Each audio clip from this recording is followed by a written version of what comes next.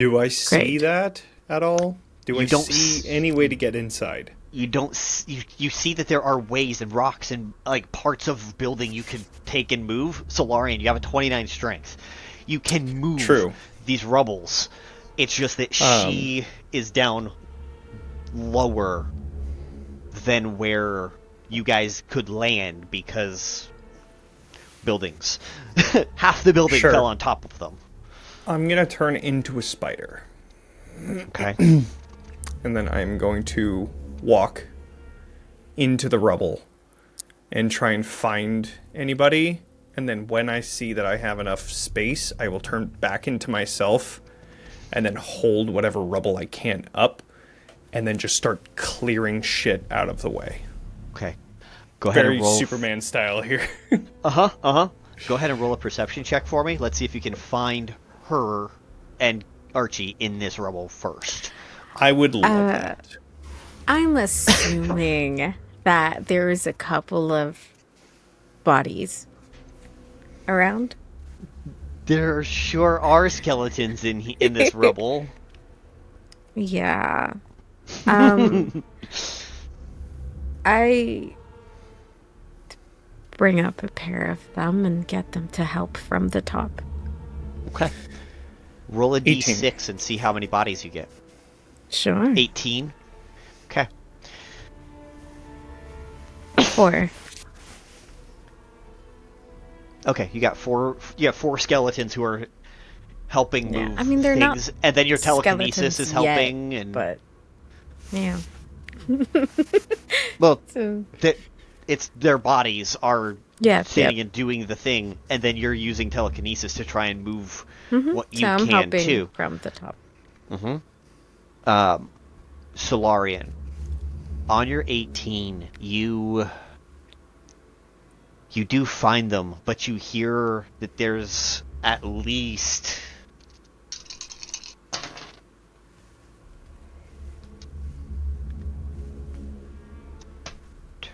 19 other voices of people who are alive in some capacity. I don't care. I go directly to Archie, and I'm going to make sure that they are okay. Okay. We're such good people, y'all. No one said you had to be. Nobody said you had to be good. You had to be efficient and do your jobs, and that is what you are doing. We're great. Totally the heroes in this story. It's great. We're fine. Kels is gonna move us something, and something else is gonna shift. Ooh, that is not as good as I wanted it to be.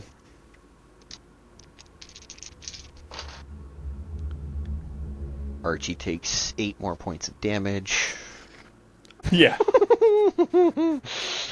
So, you get down there, and you see her as she's picking up this one last rock, and you see Archie's legs are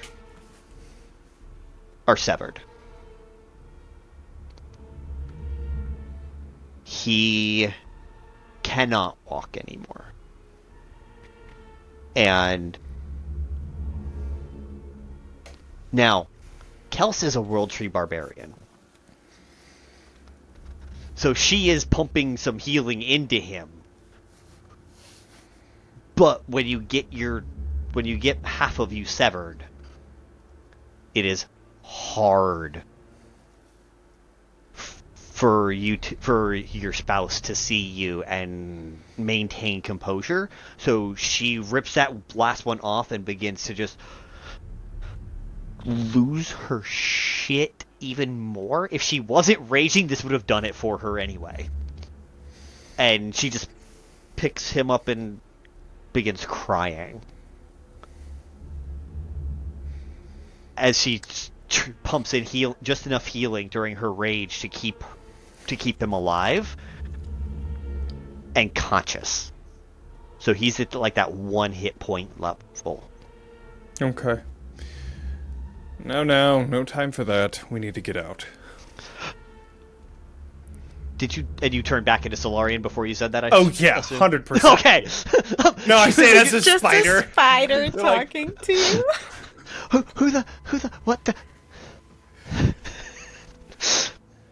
And she's like, are you here to get us out? Yes.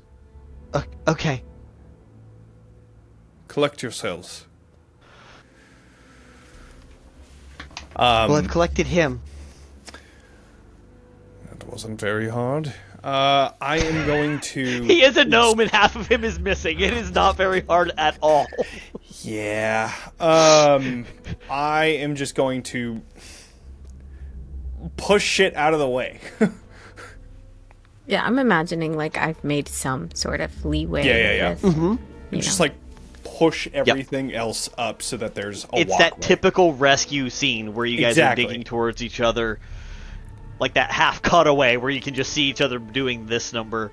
Exactly. Solarian is moving faster than Morwen and her entire skeleton army, which now has doubled in size. Mm-hmm. And no, not skeleton, I'm sorry, but you know what I mean.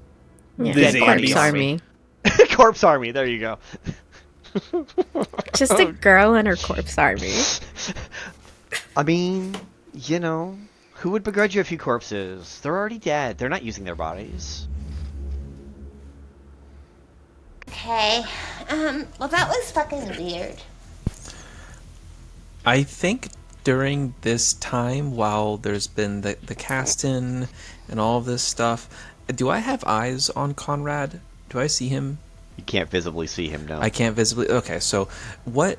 Because second. Oh. Because I am. As soon as Conrad gets a chance to do something, yes, but not right now. Because I am. There are physical obstructions Correct. blocking the way. Okay. The rest of the area around us, or where I was with Sauce, like, are there other people amidst the rubble where the guards came from? Can I see, like... Do you have dark vision? So, here's the thing. I do not have dark vision, but I have an answer. Yeah, you absolutely do, because I will open a mind link with you and create a little creature for you to see through. Okay. So you have dark vision now. This is my luck. Sure. Also, what do I see with my sauce? It's like the cutest little, like, what's a weird bug you like? Hercules beetle. Incredible. It's this little Hercules Sure. beetle that's like sitting on your shoulder and like can see like everything that you can't. Okay. That works for me. Can I see people? Are people? Definitely. Roll a new perception check. Because your 5 was also without dark vision of any kind. Okay. Not much better. That is an 8. But I have an answer for this. Okay. I'm also gonna. So I want to burn. I'm gonna wrist pocket, and I'm gonna pull out my lantern that is part of my equipment. I want to use my warlock spell slot, of which I have 1. Okay. Love it. All right. But also, I want to lean on Sauce's known spells, and I want to cast, like, and now we're married, so I want to cast blue fairy fire into my lantern to illuminate. So anything that's within this range of the lantern is now not just illuminated, but outlined in blue fairy fire. As well as creatures. Yep. Okay. That was an interesting response. That was an interesting tone. What? Yeah, I do. I channel Sauce's fairy fire into my lantern with blue flames. Because Vulcan's flames are blue now. you look down towards what would have been the exit down towards the gardens, and you see a couple people walking, crawling, like what the using fuck? the rubble to help them move. Oh, okay. I thought it was Remember, crawling zombies on the wall for a second. I was like, no. Why is everyone crawling? This is bad. This is bad vibes.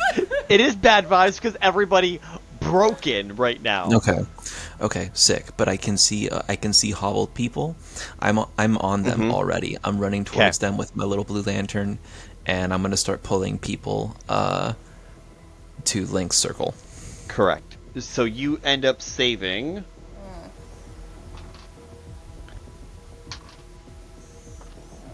another 11 people. Okay. All right. A couple of the people that you thought were crawling weren't. They were dead. Oh shit! Like crushed under rubble, dead. Like you had seen like the arm and the head, but you didn't see that the rest of them was under rubble from your perspective. As you ran past them, you're like, "Well, shit, they're dead." You kept moving to grab the next living entity to save their life. Right. Fully like, hey man, let me give you a hand. Oh shit! And go to the next guy. Exactly those vibes. Exactly those vibes. Okay, right on. That's exactly what you did, and you're just saving a good 11 people as you're doing Sauce is dealing with Link's leaving and all of this stuff. You're down there trying to rescue as many people as you can. After about 20 minutes, Solarian finally makes a clear hole through, and you're actually able to you actually run into 2 more people on your way who are able to climb out with you. Great. They're rough. Do it if you can. They're rough. They're like 1 hit point as well. But like Kels? Not at 1 hit point. I'll say as the others like join in, I'll just look to them at the end and just say, "Remember who saved you." Yeah. Go. Okay. And they just start going, trying to figure out where they're going, and then heading towards something. Someone. Just leave me. Yes, I they're don't want to talk to you. They're not going to follow you. They're trying to figure out their plan to move forward. Yeah. She's just like, is he going to be okay? Well, do you want him to be okay? Yes. Duh. All right.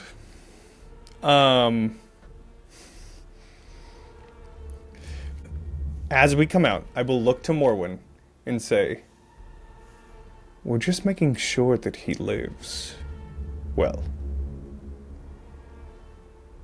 She wants him to live because she had plans for this man. She also, the stuff she was planning on having him work on and do, she knows by seeing, Solarian and Vela, that there is going to be some sort of connection. And now she is thinking if she can trust Solarian all over again, because it means he's going to be privy to whatever I have this man working on. And some of those things she wanted him to take to the grave.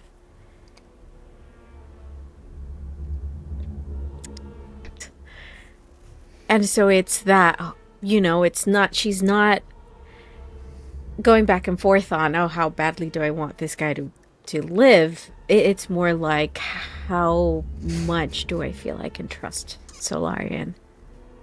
And the answer right away is probably not very much. She can trust him with certain things. without question. But the stuff she wanted to work on, the stuff she wanted him to do, she doesn't know how he will feel about it. And you see that, you don't even have to roll insight, where you do see there is like a small like internal battle for a second or two. And she decides that she's gonna take the risk. And just gives you a nod. Now, this is a question for Eric. Is this a PC? This is not. This is an NPC. Not. Great, incredible. They're turning into a fucking vampire then. I'm gonna turn them and right in front of whoever this is the his wife. Is his wife? Yes. A PC? No. Not a PC. No. Incredible, because I was just gonna be like, consent. All right, great. Nobody gives a shit. Let's fucking do it. They're a vampire for sure. Okay. So then I will bite into my wrist, put that to his mouth, and then immediately bite into the neck. And once I feel like there's enough, I will step away. And then my wound will heal, and I will look to her and say, and now he will survive. Me too. And don't worry, that can be solved. She'll take care of it. As he references the lower half of the body missing, and then points over to Morwen, saying that she'll figure something out. Kels looks directly at you and goes, whatever you did to him, I want it to. I do not care. Whatever you did to him, do to me. Well, so be it. Morwen rolls her eyes in the background. She thinks emotions are stupid. This is so dumb. She is absolutely right. And since all of this is happening, he will absolutely take advantage of that. Bring two more. Especially because of her. Roll. Yeah. Mm-hmm. All right. Thank you. So then, I will also turn her. Now, there are a few rules that you have to keep in mind with this. One, you're forbidden from entering homes of the living. You need to be invited. And do not get stuck with the sun in the air. Most of this is self-explanatory. Other than that, you, pointing to the gnome, you have a debt to pay. And I'll just bring him over. Actually, both of them. I'll let him know. He's passed out. Like. Oh, okay. Okay. Yeah, she gave the consent for you as his wife. Okay. Save him. Then said, all right. Yeah, save him. And then she said, now whatever you did, do to me. All right. She gave consent for both of them. Well then. I'll let him know. And we will both repay the debt. I'd like to hear that. I'll go over to Morwen now. People get so emotional when they're on the brink of death. They look for a savior. Good thing I'm there. I hope she doesn't come to regret her decision. There's always an answer to that regret.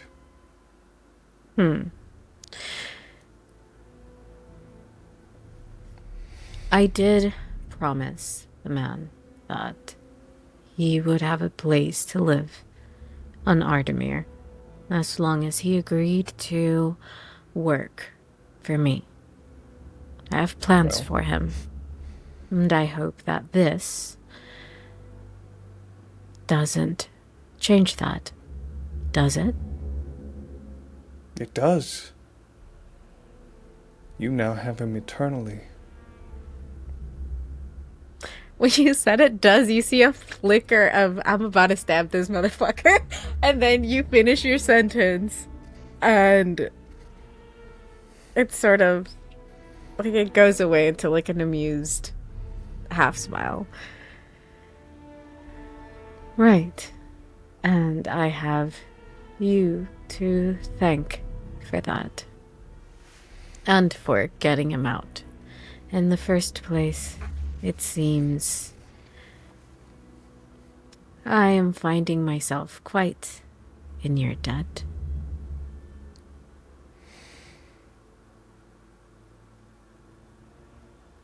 I consider this more of a partnership than a business transaction. I can work with that. And she looks over to Archie. Doesn't look like he's waking up yet from,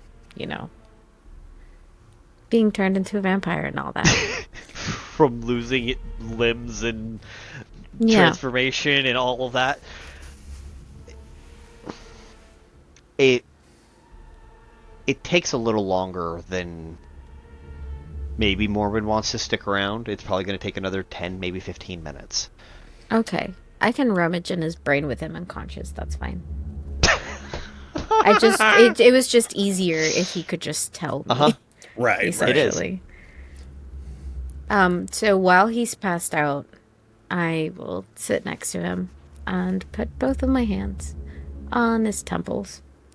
Mm-hmm. And I would like to...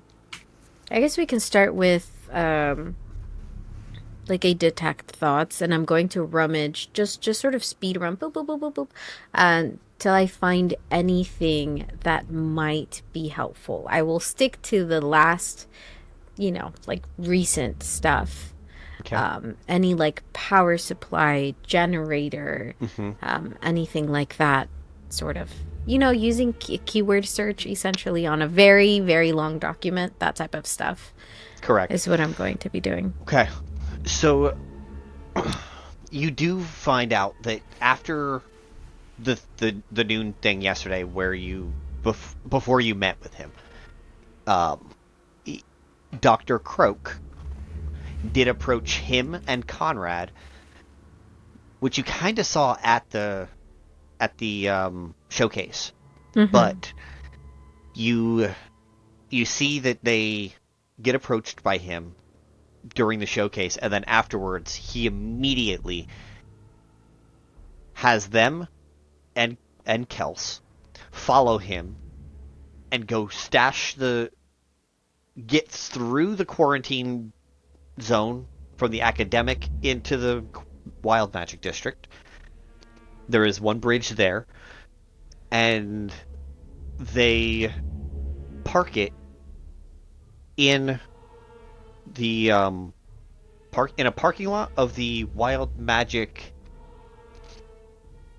school, so to speak. So those who are trying to learn how to harness wild magic and work within wild magic go there for their wild magic based courses.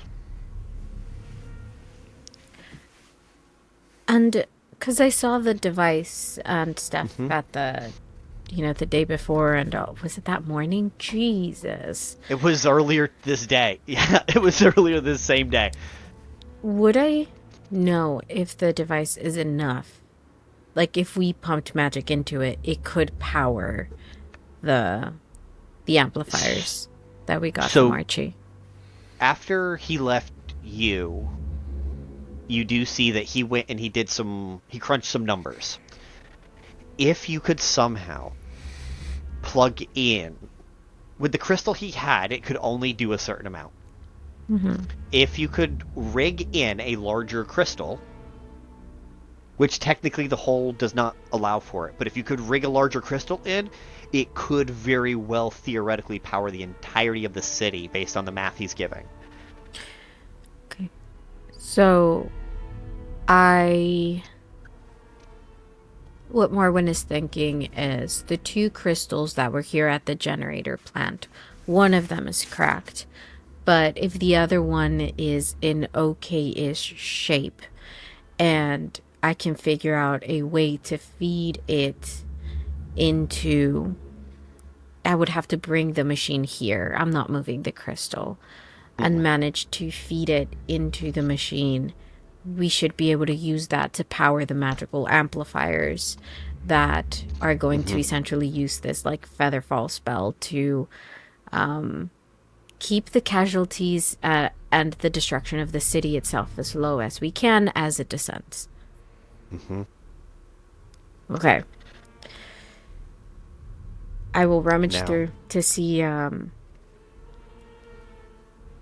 go back to when I made him the offer. Okay. And I want to see what was on his mind while he accepted and how honest he was. I'm already here. He was actually 100% honest and earnest about doing this because it got him... He's a simple man. Well, it got him and Kels out of the city that he knew was going to fall. Yeah. Why stay where death is imminent if you can get out? And if he wasn't 100% truthful then... It doesn't matter anymore. He would be 100% in now. Like, he will tell Solarian the truth at all times. I love how Solarian is just like Valeth, but like he thinks he's so much better. It's so great. So with this information, she lets go of his temples.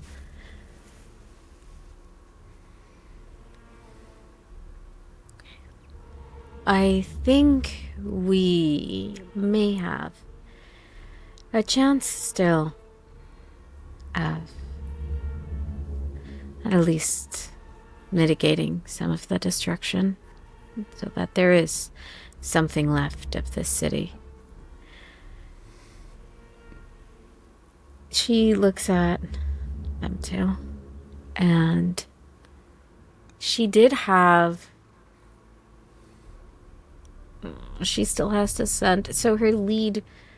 They have ways to come back and forth from Ardamir. So... You, too, take him with you. And...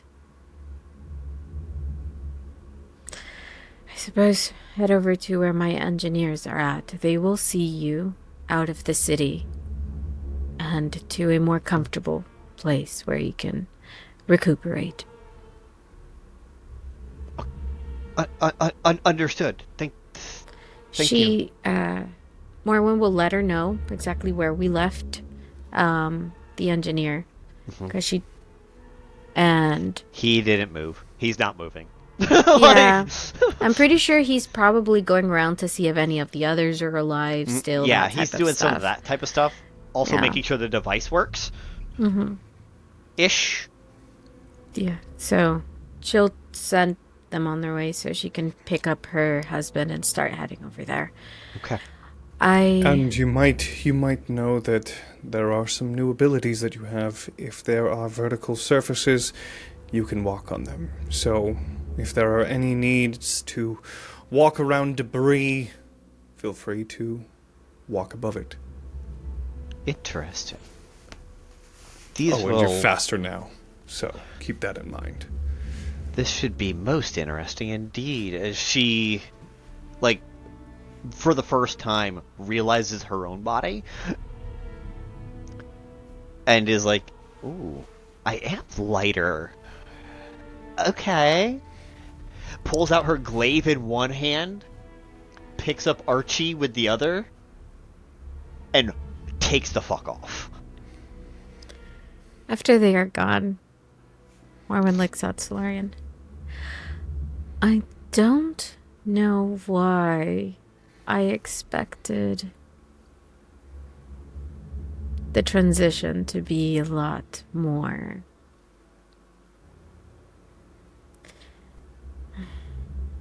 violent? Bloody. Yes. Violent. There's a lot of misinformation about vampires. I suppose even I am still learning. Ask away. I'll be sure to answer. Conrad. Yes, sir. Unleash the fuckery. What are you doing? You've got your blood tendrils. You're moving shit around. Anything else you're specifically trying to do? Well, here's the other thing is I need to get eyes on Sauce and Vulcan first. Because the moment I do that is, after that is when I start moving the Rubble. But then I want to do some interesting fuckery.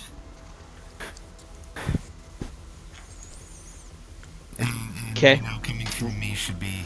Roll an athletics check for me. Fuck yeah. Is that strength? Please tell me that's strength. Athletics? Yes, it is. Fuck yeah. I have advantage on that because of enlarge.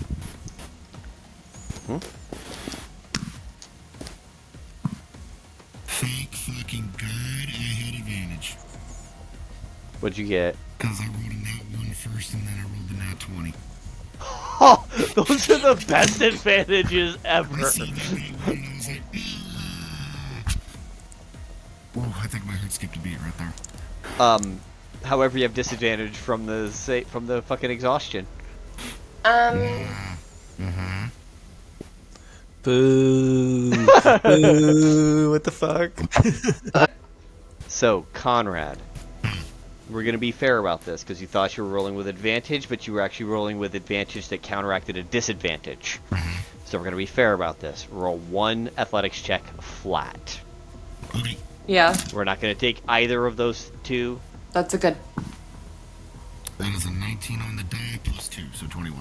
Let's Hell- fucking Hell go. yes. So you lift this one rock, or piece of the second floor that landed down, or whatever this fucking thing was, and you see Link fall backwards into a teleportation portal. Vulcan not there, and Sauce is standing there watching Link just do that as a beam of light now has a line of sight to get to the sky. It did not have a line of sight previously, but it does now. And In seeing the light, I'm going to dive for it. perfect. So you dive down. Link is not there. Conrad just pulled a rock out, and you see Conrad and Sauce. You do not see Vulcan anywhere. Okay, so... What the fuck do you mean? Vulcan went to save people down a dark hallway. I literally just went back into the room for this. Voice. Where the fuck is my warlock? Where the fuck is my husband? Where is my brother? I fucking appear from the shadows, fireman carrying people, rippling biceps. Okay, so at this point, I notice what he's doing. The thing I want to try is I now know he is on a search and rescue since I have seen both of them. I was planning Sauce's whole villain error. I know that my sigil had already gone off that I had bestowed upon them, like I had already taken damage from it. I felt that connection with them. So I know they're not in immediate danger. I'm going to immediately follow Vulcan's lead, but what I want to do is essentially, and this is gonna, I might get bad points for this, but I'm gonna do it anyway. Is the dead personnel. I am going to utilize their life force to save the ones who are still living. Basically, I want to take whatever blood is left from them and use it almost like like blood tendrils to snake out and find still living beings. Okay. So blood begins to come out from underneath of a bunch of rubble and within a, let's call it 60-foot radius. You do have to use up your god powers just that little bit to pull blood from one source into another, the people on your shoulders, Vulcan, your back is soaked in blood now.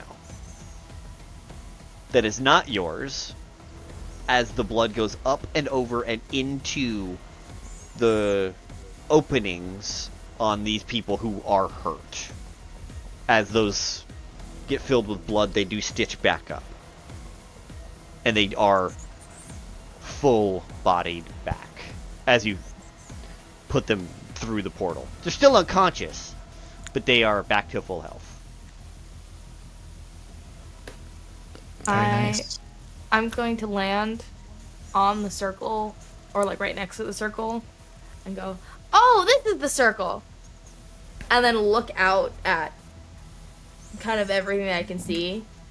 And I'm going to roar and cast Mass Cure Wounds on Sauce, Conrad, Vulcan, and then 3 random other people that I think are alive. Yeah, Aransa, I imagine you recognize Vulcan immediately as the person that Sauce info-dumped immediately upon us becoming friends. Yeah. Approximately 7 minutes within us meeting. We met earlier. I was like, oh my gosh, that's so good. Anyway. Yeah, immediate friendship, and she's like, And let me tell you about my girlfriend. Each target regains hit points equal to 3d8 plus my spellcasting modifier. My spellcasting modifier is +5, so 3d8.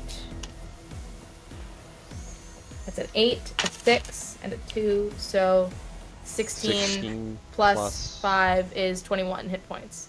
Hell yeah, nice. 21. I'm going to save that, and that will be utilized for 3 additional people who are in the rubble.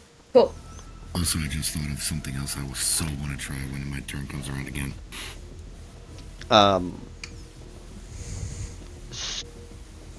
Conrad, Sauce, you guys are able to see Cass, Tommy, Jaden, and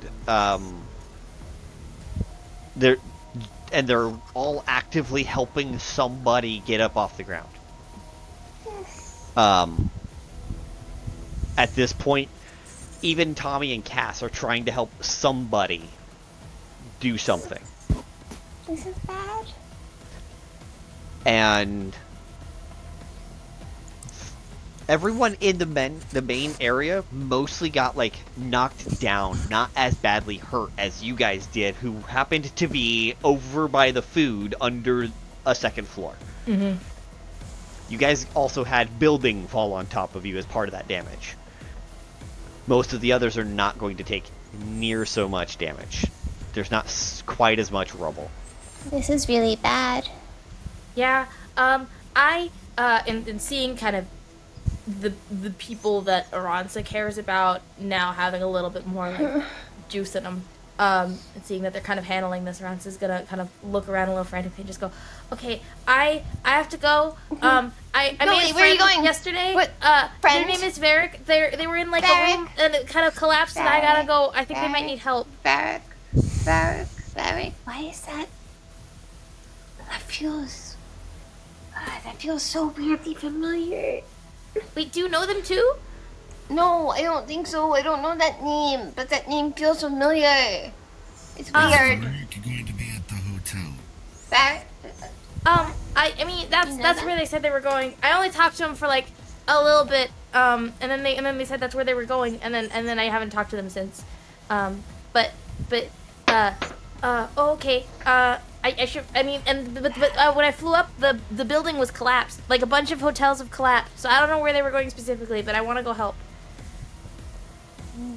I'm saying as a dragon, I'm just a massive dragon. Word vomiting in your face. You look great, by the way. Thanks. I figured out how to control it now. I'm really proud of you. I wiggle like a dog. Eric, if you'll allow me, can I affix a little friendship bracelet onto her dragon little paw? Please. Because we had a little bonding moment. Go. Sure can. Sorry. Sure can. I'm normal about this now. Yeah. I mean, you probably would have at some point on the way to your dad's, I feel like. Oh, 100%. Yeah. There's probably 7 of them at this point. If we're being They're like so little rings. real. If we're being so real, there's at least 7. And Conrad's going to look between the two of them during this and say, That's my friend. Varrick also goes by Cyrus. Varrick. Cyrus Ward. Cyrus! Cyrus Ward. Says that in mind. I don't know. Cyrus? What do you mean? No. You know Sauce which is just hotel it was holding in? her hands up without speaking anything because she's speaking telepathically and like saying her hair. I'm She's like, trying to think, did Varrick actually say which hotel? He did not. There were no named hotels, technically. Varrick can go in brains. Okay. No. I thought they were a friend, but I got a weird. No, I don't know if I got. I mean, they were friendly to me, and I really want to go help them. They asked a lot of questions, and nobody asked a lot of questions. A lot of questions. They asked so many questions. Questions are good. Questions No. get information. Information is good. Yeah, Jenna has a thought, but Sauce does not. I love those internal dilemmas. Because Aransa- Jenna realizes like exactly why, but Sauce is way too. Conrad, you're going to be with Tommy and Cass. And then Aransa, you are going to be with Jaden and Adsila. Is there something, I want to try one thing before, and anyone would start going separate ways or something. Perfect.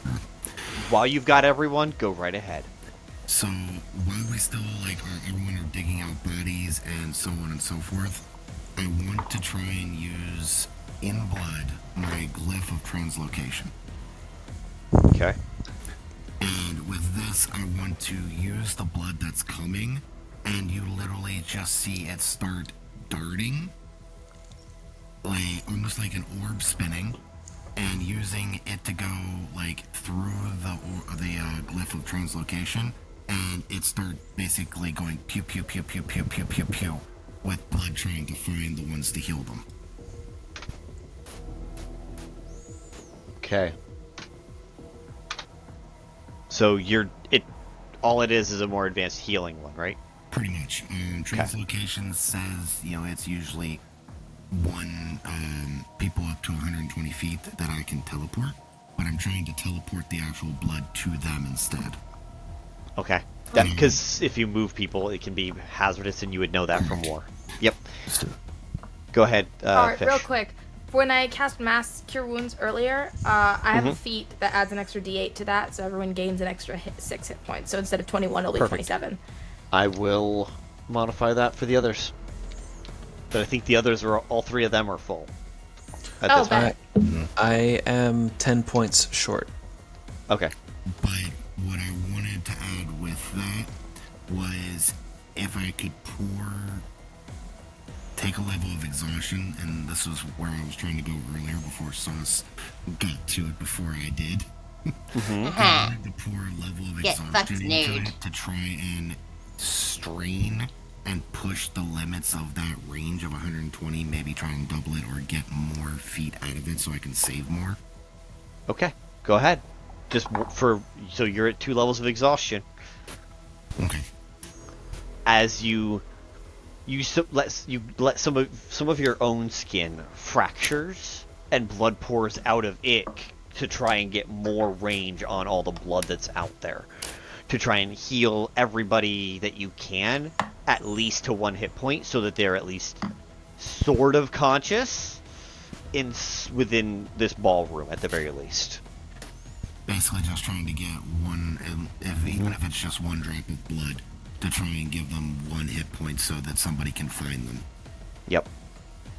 So your blood just now does that, and this honestly, this ballroom has dramatically changed from a ballroom into this bleeding fey forest. Yeah, You know, as one does.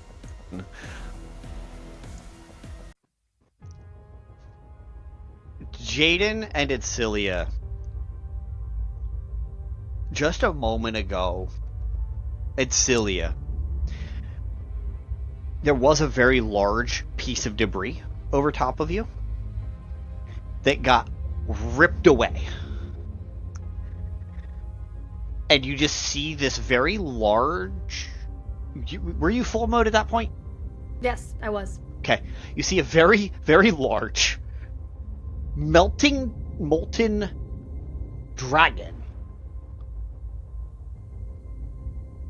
ripped this piece off of you, threw it off to the side casually like it was a sack of potatoes, and then do the same with a couple more pieces as they're digging out people from this rubble.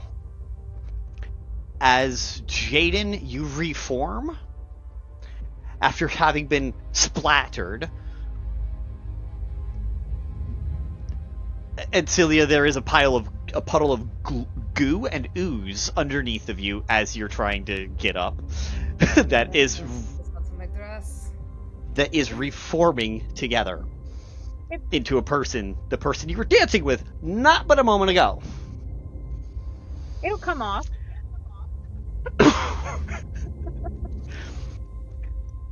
As you guys get your bearings back, the ballroom is still the same. Then, off on the side, Jaden, you see off on the ballroom's right-hand side. The ballroom's right-hand side. So one of you it's the right, one of you it's the left. I'm assuming that you guys didn't stand up in the same direction. But you see a very large boulder get moved with blood tendrils. With blood tentacles. Jaden, you know that's Conrad. Yeah. You see him standing over there. And as that boulder gets moved away, you see Sauce, who stands up on a rock and turns this entire room, and you can tell this is pushing a lot of her magic. Turns this entire ballroom into a fey forest. Into a druid's grove. So this all happened after I left the taco table. This has happened in the several hours since you've left the taco table. Okay. I was about to be like, God damn it, did shit just hit the fan, or No, it something in those tacos? It hit the fan instantaneously, but a moment ago. Okay, alright. A piece of the wall flew out and landed on top of you guys. Alright. And after the Fey Forest gets created, it starts to lift up some of these rocks and actually help pick up using vines and trees that are growing out of seemingly nowhere. They're growing in all kinds of strange shapes in order to lift up these boulders. And a little bit later, Adsila, some of your blood that was on the ground zooms over to this tiefling male as more blood tentacles come out, and this entire Fey Forest is now covered in blood as well as Fey. So this is a bleeding Fey Forest. You have no idea who these people are. No, but I'm enjoying the view, that's all. You got a dragon growling in your face. And there's a dragon not far from where you're at. The dragon then does turn back into a dragonborn and walks back over to them. I stay as a dragon. Oh yeah, that's right. The dragon flew straight up in the sky. That's correct. Yeah, I went up in the sky and then I landed back down and I stayed as a dragon until the very end. You did. Celia's just sitting there and she just looks at this dragon. She goes, thank you very much. I grunt and then into the sky I'm like glowing. I look like I'm a bunch of like cracked like magma and lava kind of glued together in a dragony shape. You just see the Spire Genasi just waving goodbye to you as you fly up into the air. I do come back down. I just like I go up to like recon and then come back down. And thanks for that. Uh-huh. Raw. Raw. Rar. And you do after a while I would assume, Jaden, you're going to take Adsila on over to Sauce and the others as they're congregating over there. Yeah, I'm looking at casualties, evaluating injuries, seeing who is the most hurt and most in need of healing. Okay.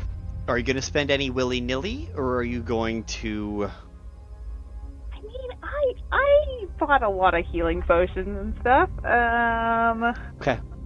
Are you going to hand a couple over? I will say, Adsila, as soon as if you're taking Adsilia's hand at any point, she is going to spend a bardic inspiration. So any roll that you do make, add a d10 to that. As you guys are walking over, you do see a beam of light shoot straight into the sky. As you guys are collecting yourselves, as Aransa flew up, a beam of light just flew straight into the sky and is staying ever present. It's almost like Jaden, you would assume it's like a moonbeam, but it's some kind of a beacon light to say, hey, something's going on here. Jaden and Adsila, as you guys get closer to Sauce and Conrad, you do see that there is a teleportation circle active that Vulcan is actively helping people into. Yeah, that makes sense. Is this one of the teleportation circles that Link put up, I'm guessing? It absolutely is. Okay.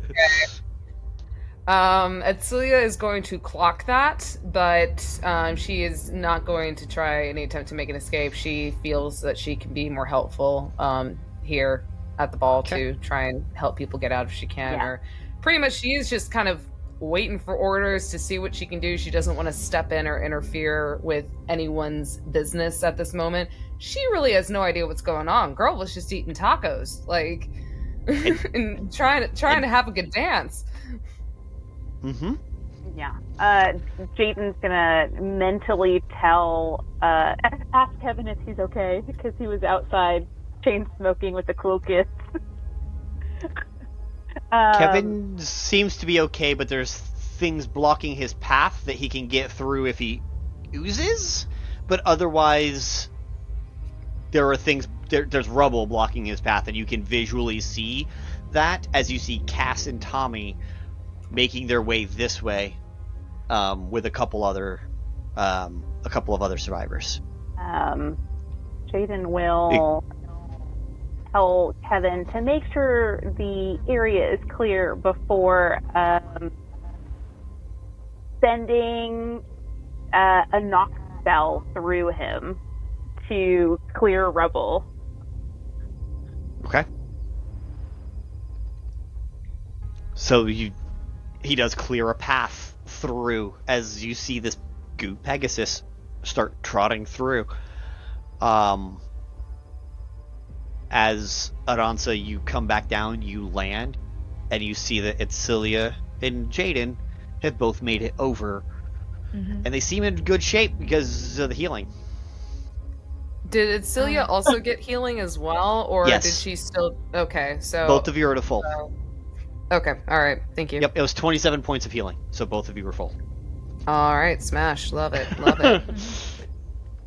Jaden's just gonna, say the obvious. Like, what the fuck happened? Aransa's, like, tongue goes back to being, like, normal human tongue, so they can talk, but they're a big dragon. They kind of are having this conversation about how they want to go find Varrick, and they, mentioned that like there's all this destruction outside. There's like a bunch of different buildings that have fallen. A lot of the hotels have gone down. There's a hospital that's gone down. Tau Tech has gone down. A bunch of the buildings have just like The power plant. It's gone down. There's just a lot of destruction right now. And I want to go help my friend.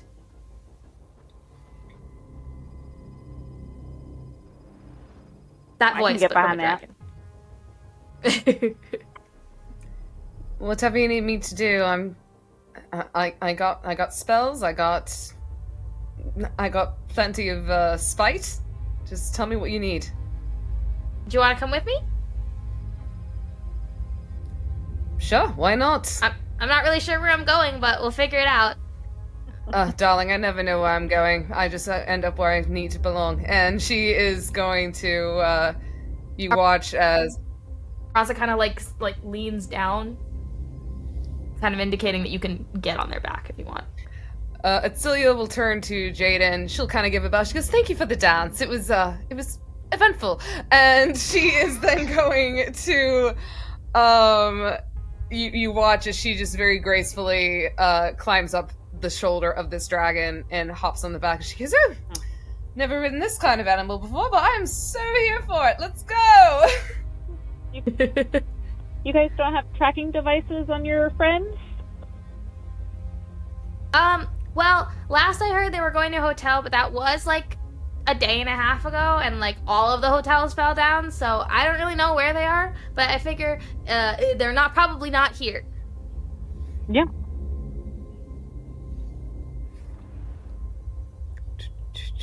Do I have any spells to help with that? Are you hopping on as well, Jaden? Yeah. I will goose onto you. There's like a warmth radiating from Aransa because they're a magma dragon, so there's this kind of like warmth that's radiating off of them. So I'd like to think like the ooze, you can like the way that like water kind of simmers at the surface when it's like heating up. So, like when you hit Aransa, like. It still uses a fire genasi, so she is absolutely loving this vibe. I'm vibing. Aransa just kind of like gets up and kind of grounds their feet, and then just wings out and just a big whoosh back into the sky. I'll open the door, then go kind of peek my head over the railing of the staircase to try to see what's going on. Everyone's out here in the living room right here. Living room right here. Oh, okay. This down here is the actual coffee shop. Yeah. Which is closed. Right. So Jedediah is here, Erilyn is on the couch, and Lem was coming out of Tommy's room. Yeah, I'll just step out, still in my night clothes, just like... Mm-hmm. What's going on? What happened? What's going on? What time is it? Erilyn goes, I heard a rapid series of explosions that all seem to happen at the same time? Pomelo stands in the corner, stoically. Woke me up. And I think woke up Lemon. I'm gonna... she's just gonna go back in the room, change into her defender... her dress of defense, and peek out the window.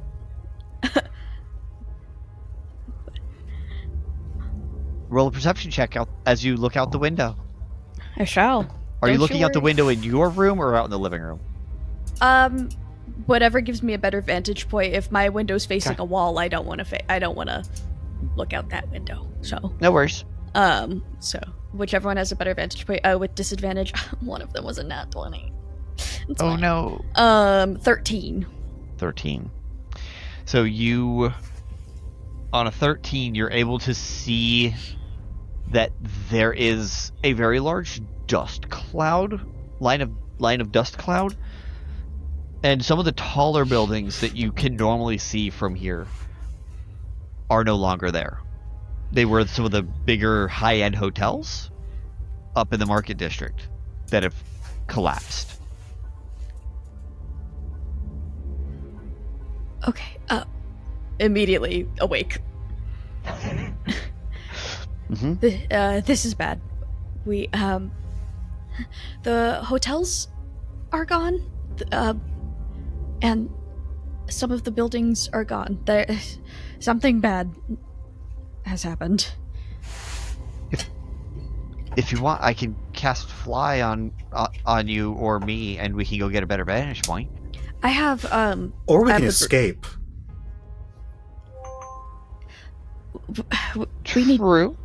We need to regroup. Where are the others? I have the broom of flying, so It's true. I'll get that out. We can see if we can find the others, and then find out what's happening. Yeah, that sounds like it would be a great start to a plan. Yeah. We also need Jedediah awake. I'll wake up Jedediah. Okay. Jedediah eventually does wake up. He rolled a 3 on his perception and dead to the world. I don't think she's good at waking people up, so she's just kind of like, "Hey, buddy. There's a lot of explosions outside. We gotta go now." I don't hear any explosions. Because they happened. We have to go. Oh, so they're not still happening. No, the aftermath is happening, and it's probably going to be really bad. I think a lot of people died. So we need to go. We need to go now. Come on. All right, let's go. Okay, faster. He gets up and he immediately goes and packs all of Tommy's stuff, all of Cass's stuff, puts it into one single bag, picks up Tor, puts Tor on his shoulder, picks up the spiked baseball bat at the entrance to the apartment, whips it around, puts it on his belt, wraps a set of belts around his waist, puts on his leather jacket, has already had his pants on. He's like, "All right, let's go." Rips open the door and he's on his way out. Oh, okay. Okay. Well, he's gone. God,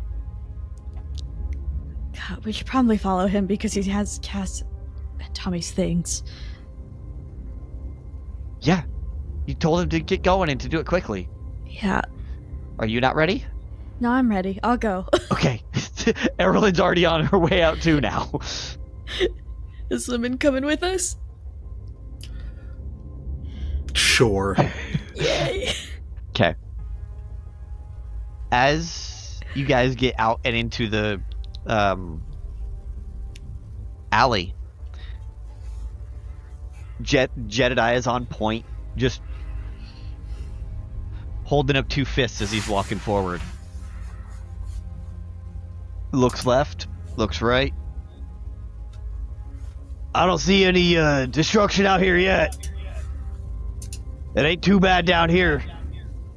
Looks like it all was contained to the upper side. Looks like the poor people were left out of the destruction. Okay. Pays to be in the goddamn slums sometimes. Yep. Oh gosh. Oh god, did we ever establish if Aina has a sending stone? Did anyone ever get Aina a phone? Probably. At this point, yes. Okay. I'm gonna try to, I don't know, maybe call. As you look at your phone, blank screen. Great. Okay, technology's down. This is, that is interesting. Okay. Hey guys, I think power's out. There ain't no street lights out here. And that large 4-story nightclub seems to be out of power too. Okay. Is that where Tommy and Cass would have gone? Would they have gone to the nightclub after? Would they be at the ball still? Lem, wasn't that where you used to live? Yes, don't remind me that I lost out on free housing. Yeah. Were you not staying at Cass's for free? Well, I was staying there for free. And then... And which is better? Then I was watching Cass's place while they were gone. So, do we go... I would recommend we go to the docks and try and hope there's a ship that can take us away. We need that to gets find us the out others. of the city. Yes, we need to find the others first. Shit. We have formed a friendship polycule, and we stick together. And they were at the ball, weren't they? There's no way that word means what it used to mean 2,000 years ago. There's no way. They were at the ball, weren't they? Where was the ball? Was it right there? Up in the academic district. Okay. Okay. And Erlen points Tommy's towards bike. the destruction. Oh god. Okay. I'm gonna fly on the broom, so that if there's any rubble and stuff. Oh shit! My sending stone was destroyed. The sending stones are blank. They're not working. No. Okay. Yeah. I'm going to send Kumquat ahead of us, since they are quicker than we are. And my little familiar bee is going to charge ahead of us. And Erlen offers to cast Fly if it would benefit to be able to fly around and move a little quicker that way.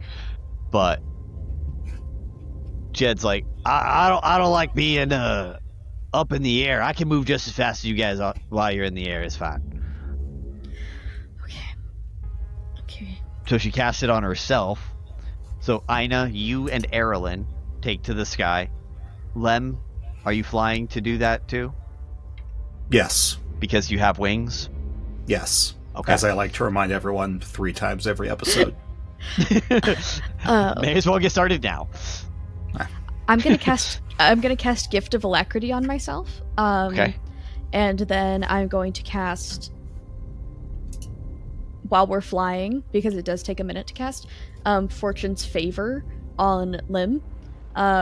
So for the next hour, you get a reroll. Yes. Very nice. I need perception checks from all of those who are flying. Stop making me roll for things. I have a disadvantage on. Okay, so this would be a straight roll then? It would be a straight roll for you. Fuck yeah, it's a 26.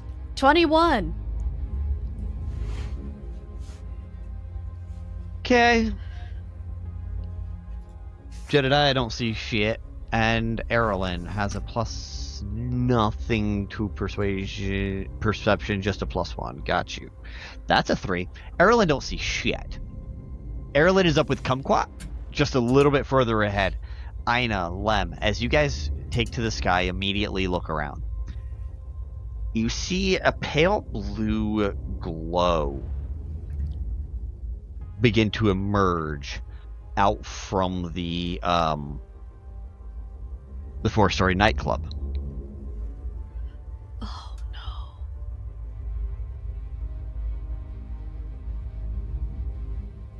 And you see pale blue dots in the other 3 stories of the nightclub. Oh no. Is it the same pale blue glow that Tommy was?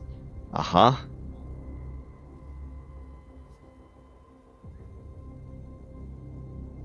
And you guys happen to see, Lem, you happen to see a a male human run down, sneak into an alleyway, and begin to sneak its way towards the nightclub.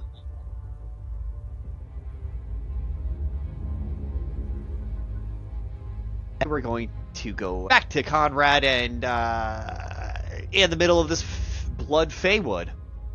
Bleeding Fey Forest. Conrad, Tommy, and Cass show up at you. Like, they make it all the way to you.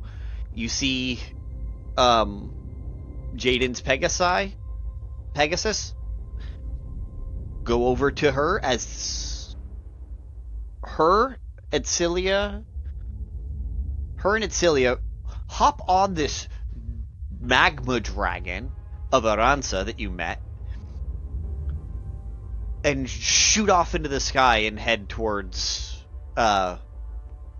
where Aransa knew Varrick's hotel was.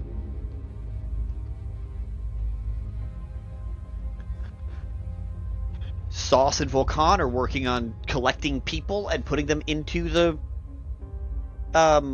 teleportation circle to send to Tamaraze, back to Link. Now that we also have a orb in the sky as a giant beacon. Yes, and there is a very large beam of light shooting straight into the sky.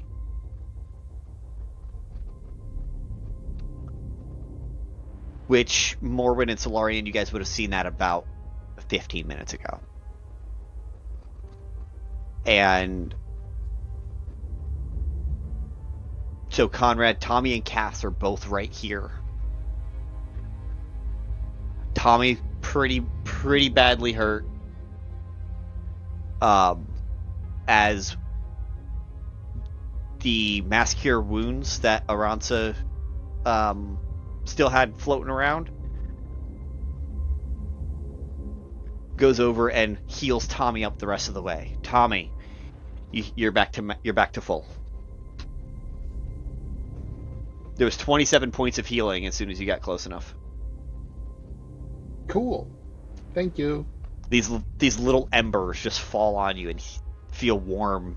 You feel this warm glow as you feel better. You guys moment of and then... Still look like shit, but you feel better. Hey. You try getting hit by the floor above you. Don't tempt me.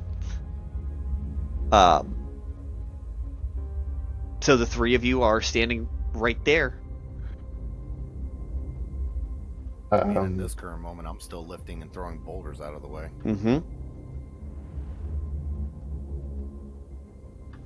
Tommy feels surprisingly inept, but will try to help for whatever he can.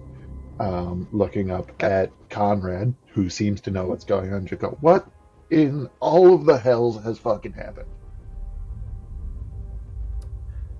As far as I know, I heard explosions, and then a whole damn building fell on me. Alright, so we are in fact on the same page, and just goes to move something else to get somebody free if he can.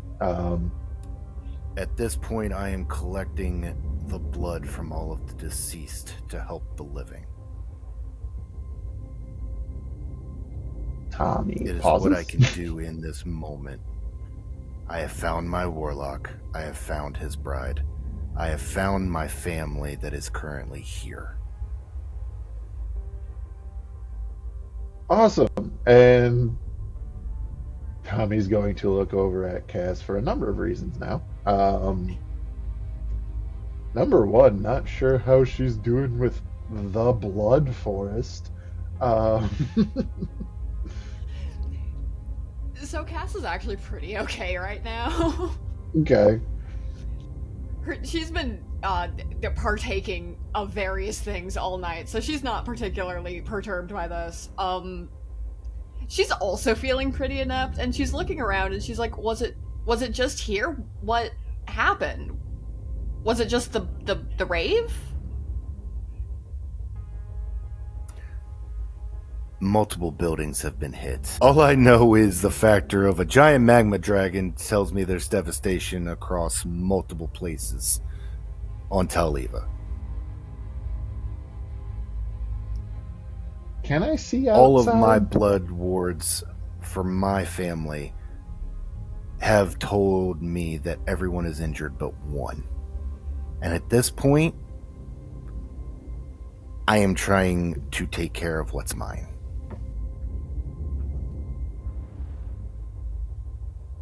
You know where that one As is? you still see him throwing boulders. Is that one Tommy, here? One that isn't injured would be Talissa. You She know- is uninjured, but I do not know where she is currently. She was supposed to be going back to the hotel. But if she's uninjured, either A, she is outside of it, B, she is running around probably freaking the hell out, or C, she's unconscious. Those are my best guesses. Somewhere between here and the hotel. That is my best guess. Ooh, Eric, can I, because I remember the bracelet of the lost and found. It doesn't tell me up, down, depth or anything, but it tells me the direction. Do I know the direction of the hotel from where I am currently at? The direction of the hotel does not match the direction that Talissa's thing is, but you just, as you're looking back at it again, you can see that Archie and Kels are on the move.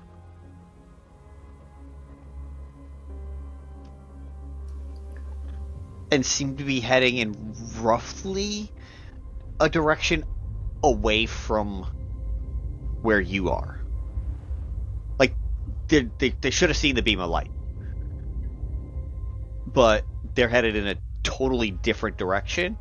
You're not super familiar with the city to know what district they would be headed to or anything like that, but it's away from you.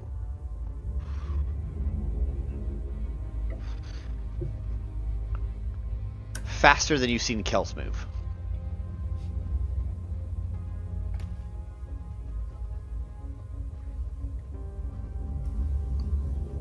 At this moment, every single one of us is scattered.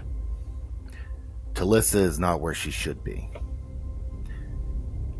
Kels and Archie are moving at ungodly speeds for them, even in the sack. So I do not know where they are going. Look, he's going to try and break the tension, okay? I imagine Sauce and Vulcan laugh. It's fine. Tommy's gonna look over at Cass and try to maybe like put two and two together with what's happening and everything. And he's gonna say, we saw Amy turn on the 3-year device, and we know that's supposed to do stuff to Taoliva. So, Eric, can we see outside? Taoliva is not moving, correct? Taoliva does not appear to be moving. No. Both of you have dark vision, correct? Aye. Okay. I was gonna say, do we still have our sending stones, the magic phone things?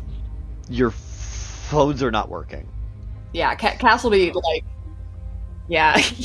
No, they're straight up T-phones because they're based on technology here in the city. Cass will have pulled that out I actually think that some people actually got the brand of eye stones. Yeah, there are eye stones out there. I'm hanging up.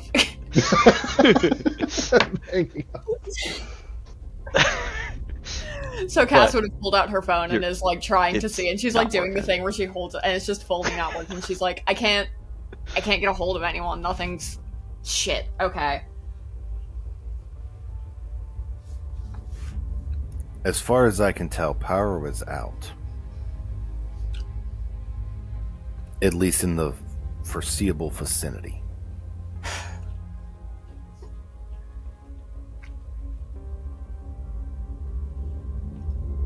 If I call Ferdinand, does he come?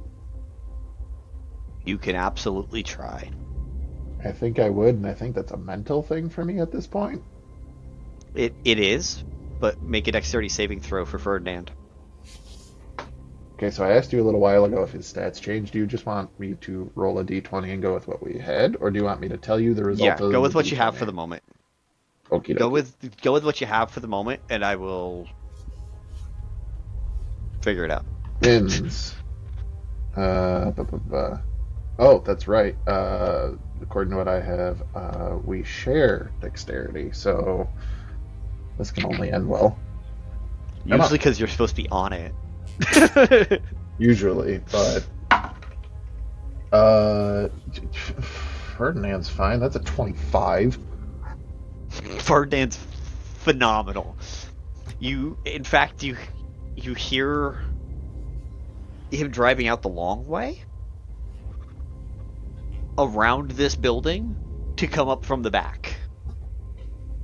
Well, Ferdinand's still working. I'm gonna kind of look up at Connor and go, "Where are we going?"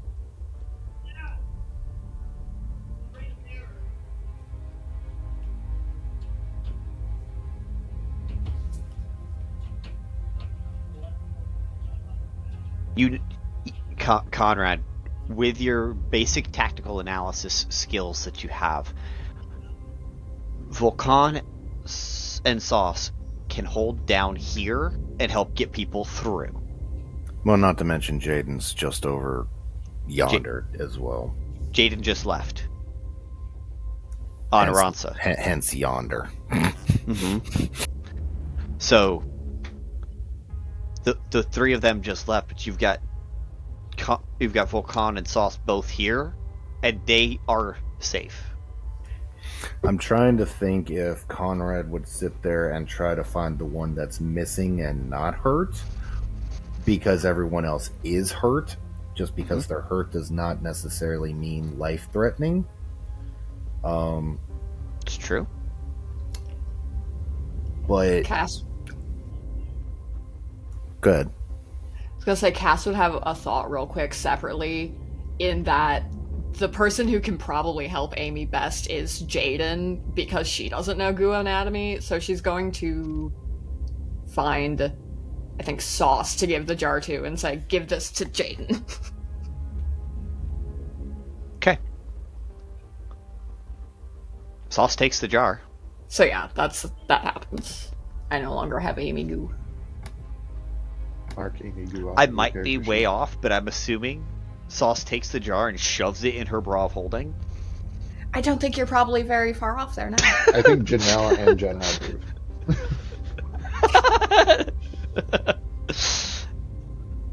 Like, just... It's that or Vulcan takes it from her and puts it in his pocket dimension. One of the two. So yeah, explicitly with the instructions, get her to Jaden. Mm-hmm. Okay. At this point, Conrad would make the decision of, since Talissa is not where she's supposed to be at the hotel, but I know that Archie and Kels were, he would probably start heading in the direction of them moving, but he would also try to make a pit stop. Okay. And the pit stop is going to be the nearest either alchemist or like potionsmith or medicinal shop. There were some newfangled things in the market district that might still be there from the fair. The fair's supposed to be going on tomorrow, so people would have left left stuff at the booths, so you could try and see what they were even selling, because who knows if they even knew what they had. I was gonna say, I know of that, but would I know of an actual dedicated shop? Or could I, I'd probably ask Tommy, since he makes deliveries everywhere. Closest ones are the fancy ones here in the upper section, but there's obviously some in the slums. At this point, he's going to take probably the most either prestigious or the most well-known. Is anyone going with Conrad, and how are you guys getting out? You're surrounded by rubble on all four sides. Ferdinand? I mean, I can fly, or I can go get my bike. Okay. Ferdinand fits 2 at least. I have to ask, who the heck is Ferdinand? My bike. As Conrad, since you're actually saying this out loud. But you never called him Ferdinand? No, Sauce did. Ferdinand was named by Sauce. Yes. Was I busy with my bike? Yes. Probably. That's why. Okay. We'll go that way. Yeah, you were trying to figure Bike out your fun culture, thing. unironically. Yeah, really. Look, once Conrad starts tinkering on something, he loses focus on any outside force. Mm-hmm. So Ferdinand comes through the same hole that Tommy you entered into here from. That's what she said. Spins up, pulls a straight up U, kicks its own footstand out, and leans against it. Tommy obliges getting on, and then looks up at Cass and just kind of motions hey, I guess I know Cass we were hops on? partying. It's time to go to work. Okay. There are 2 directions, Tommy, that you know you can get to the Market District. 1, go out and around this building. 2, there's a bridge from the Academic District to the Wild Magic District. And you can cut through the Wild Magic District to get to another bridge that'll get you to the Market District. I'll let him know which direction that I sense Kels and Archie going. Based on what Conrad just told you, Tommy, seems to be headed towards the Government District. But we want an apothecary really quick, I guess. Which is the market, which is on the way. On the way. Go straight from I need the one that has the best stuff. I can do that. Are we stocking up on potions? Because I think that would be smart to help people with. Hey, whether or not that's what he wanted, Great. I think that's what we're going to do, and I don't think that whoever runs this apothecary is going to have much to say about it. And Tommy is going. It's not leading if we're trying to. The most direct route there, and I assume, knowing what Conrad has been through, that he can keep up with Ferdinand, but I will ask to make sure. He can't. Because currently... He also has a motorcycle himself. I was going to say, well, yeah, I do have a bike. Not all bikes are Ferdinand. At the moment, with Tommy riding Ferdinand, its base speed is 100.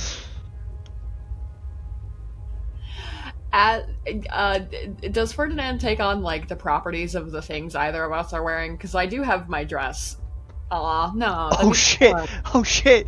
Oh shit! Yes, it will take on the fucking pass without trace. You're absolutely. No, that's the dress of freedom of movement. The boots are the pass freedom without trace. Oh, I'm so glad you have those boots right now. Okay, yep, sure can. Sure can. I love that. So difficult terrain just isn't a thing right now.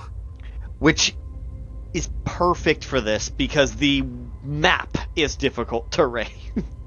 Tommy, you're well known to you know this city. Conrad, you're either riding your bike or you're flying behind, following Tommy. I'm gonna be riding the bike while I'm still transformed, so I look badass as fuck. Fabulous. Plus, you don't want to lose God mode if you've already activated it. Can your bike keep up with mine? I don't know. You designed it. Well, stock Tau bikes have a speed of 60 feet, and Ferdinand right now with Tommy's aura has 100 feet. I know we added boosters in the transformation. That's as far as I remember. which would Then probably have brought it up we'll to let it keep up for 80. Either at least 80, which means, Tom, you're going a little slow on the throttle, but you also don't know your way right this second because the city got destroyed. That's semantics. Plus, you don't know if something's going to fall down. As you guys get out into the front of this building, you see a pair of people climb up and across the top, which is interesting. Suspicious people?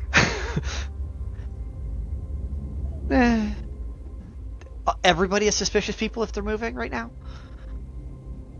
They're not No, glowing. if they're suspicious, I will shoot them. They're not glowing.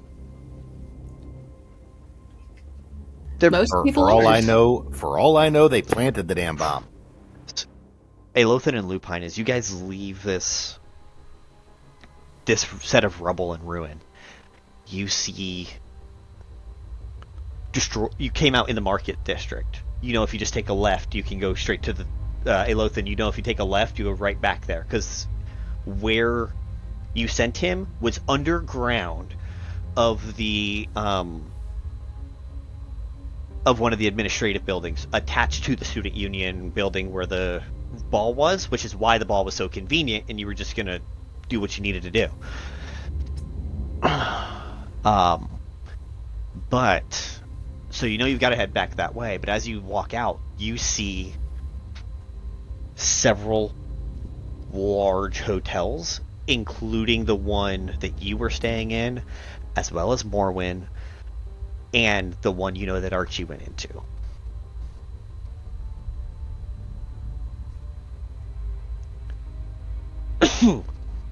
But as you... Well, at least the machine is okay, or there wouldn't be a city anymore. You mean the machine from this morning? Yes.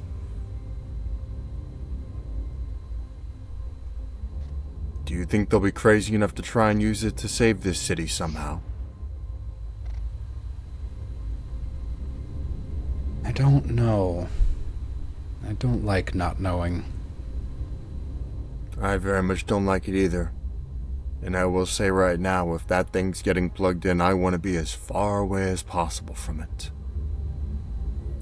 So what is it you're after?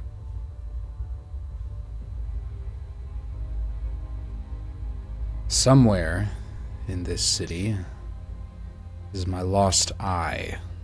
I intend to recover it, and I only have one lead left. And I'll start walking towards the main ballroom for the gala and the secret entrance. Okay. As you head back that way, there are the entire building is caved in. He knew where to hit and put these on structural points that would have caved in roofs or done the most damage with the least amount of glyphs. He was efficient. He did what he did, and he did it well. You do see a couple of people covered in dust and rubble in their bronze suits as they are helping some people up out of some rubble and trying to unbury some survivor. Do I recognize any faces? You do not at this point. No. You do see that they're only maybe 25% of the vehicles that were parked here are gone. So they're only down to there's maybe 7,000 people still in there. And as you go a different way to get to where you wanted to go, because the front doors are no longer an option, go ahead and roll athletics or acrobatics checks for me, both of you. As you scale the side of this building to just go up and over. 15. Okay. You said athletics or acrobatics? Correct. 14. Okay. Oof. You're a little slow going, but it's rubble right now, so it's not the pristine, perfect building it used to be, which actually makes it easier to climb. You make your way to the roof, and you walk over where it would be, and you see down in this closed-in courtyard a statue of an elven woman in the middle, and immediately behind it there's an opening. There. Can anyone see us, the opening, or anywhere in between? Probably not. They're probably focused on themselves and the ground and the others around them. As I descend to the opening, I will shift into Valley and Longfoot, but not quite. I'll change the eye color, make the ears a little bit further out, twist the eyes slightly, make the nose larger and skinnier, and I'll put on distressed ball goer, like a ball gown of sorts, and climb down, imitating someone who was near a blast, but covering my bases in case I'm seen. Okay.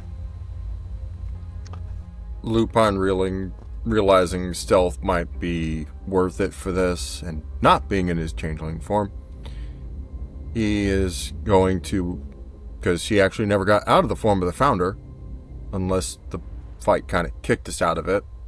You could have changed it at any point, but I don't know that you did. He shifted more into his morning attire,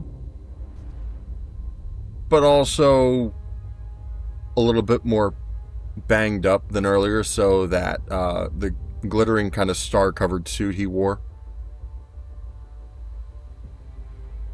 But maybe the jacket's gone. A little dingier. Yeah. Yeah. Okay. And then he will follow. And you guys climb on down. As you guys rocket into the sky, I need perception checks from everybody. Adsila and Jaden, you guys have disadvantage due to a level of exhaustion. Partying that I now hard have that level of exhaustion. is Okay. bad. I like having dragon eyes. You should have dragging eyes. Because I rolled a 10 on the you dice. said perception? Perception. Alright. I luckily Rolled a have 10 two on the dice, items which makes that it give me advantage on perception only. So So you're rolling flat instead? yeah, I'm rolling flat. So total Nice. 23. 23 for Aransa. Alright, that's 19. gonna be a 6 for Adsila. Adsila, you're having fun flying on a dragon. Yeah, I am. It's a fun time. We're having a fun time. I kind of see Adsila like in tracing the molten cracks in Aransa's scales, having that like respectfully. Yeah, like just, and I'm saying with like your eyes, just looking at it, being like, if I follow this path, I can get all the way up to the nose. Okay. It's that kind of it's the ADHD cracks in the tile Yeah, type of vibe. yeah. The gifted kid Track the- burnout has definitely hit. Part of a building just. But and Jaden, what'd you get? 19. 19. Okay. Jaden, and this is your first time up, and you see what Aransa was saying. The building that the ballroom was in, that center location where the ball was, all the exterior buildings, all the exterior walls fully collapsed. You're lucky. The only reason the roof didn't fall on you is because they had a retracting roof that retracted at midnight. That was the only reason that you guys didn't have roof fall on your head. Thank me and the gods. You see that Tautech is destroyed. You see the hospital in the cleric district destroyed. You see that the power plant destroyed. There are no lights anywhere on the city at all, except for the pale blue glow of the crystals and the bright ass beam that you guys are flying away from. Aransa, on a 23, you're able to. You already knew kind of roughly where the hotels were, so you start heading in that direction to try and find it. And you see some. You see some skeletons just kind of moving rubble. You're not sure why, but they're moving rubble as if they're trying to save someone or something. And they're vaguely in the place that we are trying to go-ish? Yeah, they're at the hotel that you're one of the Okay. hotels that you're trying to. Okay. They're trying to dig something out. You don't know what. I kind of dive down to get a little closer of a look at them to assess whether friendly. They do not seem aggressive in any capacity. Could they be? Yes, but they do not have weapons on them. Do they look like people, or do they look like some sort of construct, or? No, they look like they were people before they became skeleton. I dislike those words in that order. Past tense when unexpected is not pleasant. I'm going to try. Okay, this may go really well or really badly for us. I'm going to make a very loud roary noise to try to snag their attention, just to see how they react. Okay. Cause I know how a normal person would react to giant magma dragon growling in face. Mm-hmm. They rolled a 6 on the dice. They are continuing work.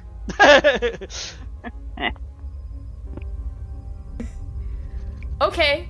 I start helping them. Okay. I land and start helping them. Upon let as you are descending, Adsila is going to cast enlarge/reduce, and she is going to cast it on the rubble, so the rubble becomes smaller and easier for them to manage. Is that one creature or object, or is that a AoE?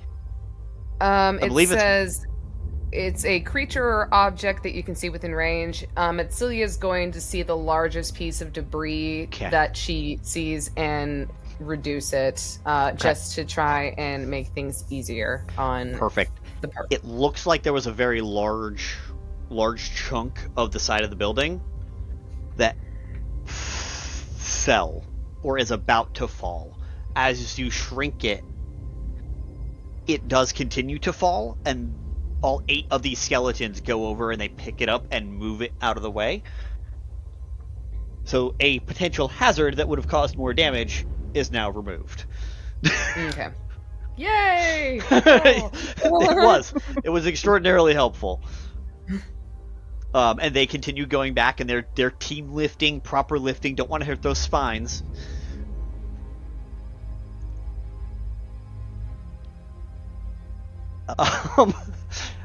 And Aransa, go ahead and do an athletics check to see how well you're throwing this rubble around, and if anyone else is going to help athletics as well to move rubble. I'll help with disadvantage. Man, these rolls not the best. 19. Okay. Dragon modifiers help your rolls right now. They're helping a lot. 24 with disadvantage. Hell yeah. Adsila probably wouldn't be trying to move Rubble, but she would be trying to, like, using her skills and acrobatics and stuff like that to try and move individuals out of danger and get them into safe areas. So, I don't know what you want me to roll for that. Roll a perception with disadvantage. All right. It'll already have disadvantage if you're in D&D Beyond, but... So I got a 19 and a 14, so that's a 15 for with disadvantage for... Perfect. You see what looks to be a group of halflings in the rubble that are trying to climb out of some kind of a hole that they were in. But they can't get out of the hole of the rubble and make it all the way, so you just see their arms as the first one reaches the top, they're trying to like dig a bigger hole. So if you want to go lift that one or tell someone to lift that one piece so that these guys can get out, you're welcome to do so. Otherwise, it's your choice. Adsila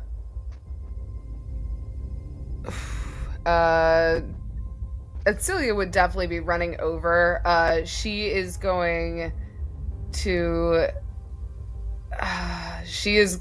Oh god, okay. I might as well do this just because I don't know what else to do. How big is this hole? Like, how deep is it? The hole looks like it goes down a good 15 feet into the rubble. 20 feet down into the rubble.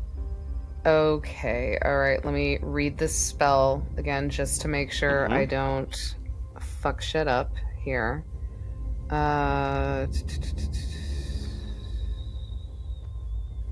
Okay. That reminds me. Really quick question. Can I spellcast in this form? You are druid of a fairly high level, I would assume so. Okay, cool. Just wondering. Because this is pseudo your dragon, your pseudo wild shaping. Because of your amazing rolls. I just know how to tell a story. That's the only explanation I have. Adsila is going to cast Enlarge and Reduce on herself this time. As she enlarges herself, you just see this. You see this small fire genasi just grow into this large creature, not large creature, but like a large-sized creature, and she immediately is extending her hand downward.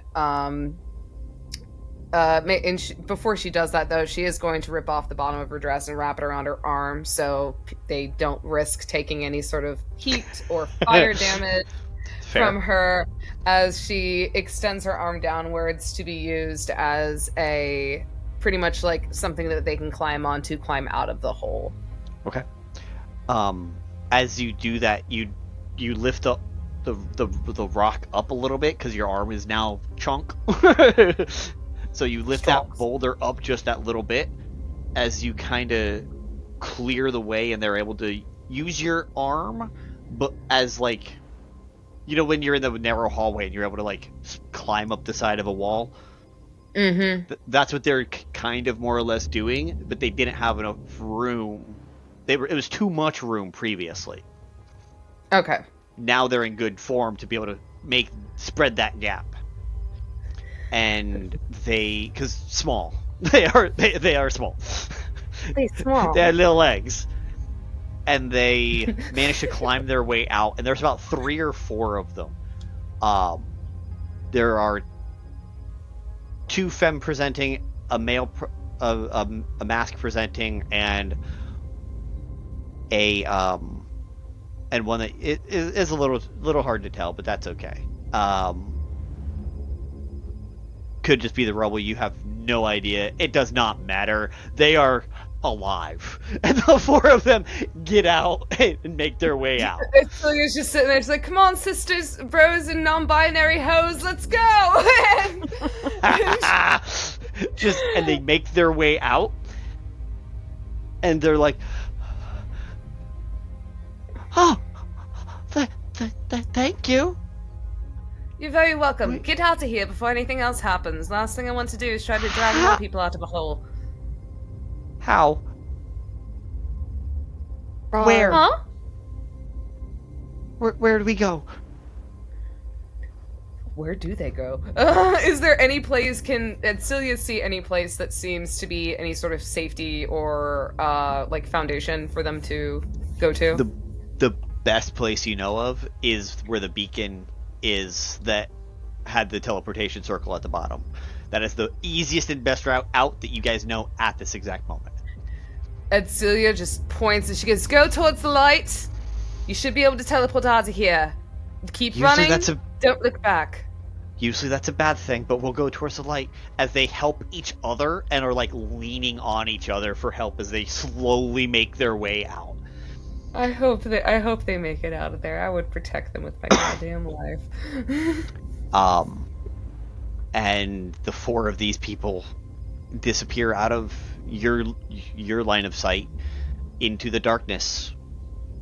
And you're hoping they can see the light, and that's what matters right now. Because that's the only major non-blue light source at the moment. Aside from Aransa, who is illuminating the area. Adsila, and the Adsila light. The fire around Adsila too. But we're just all glowing, it's fine. I'm trying to see how long the spell lasts for. I think it's only up for a minute. But Adsila is going to keep her enlarged presence to see if there's anything else that she can help with. With your new height. Can't within that minute. Yeah. Huh? With your new height and being on the ground and not flying on a new fancy dragon, go ahead and roll a perception check. Do I get to do a flat roll, or is it gonna let you do flat because of the height? Yay! Vantage point. That's in that one. +1 for a 2. Okay. The world looks different up here.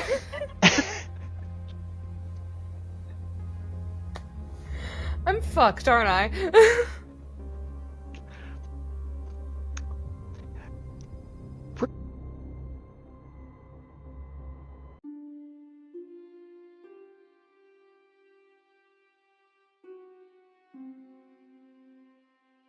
Are you looking for your next adventure to get lost in?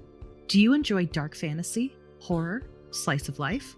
Are your favorite tropes filled with tragic backstories and a found family comprised of a snarky lesbian, a morally gray grump, and a sunshine character? Then look no further.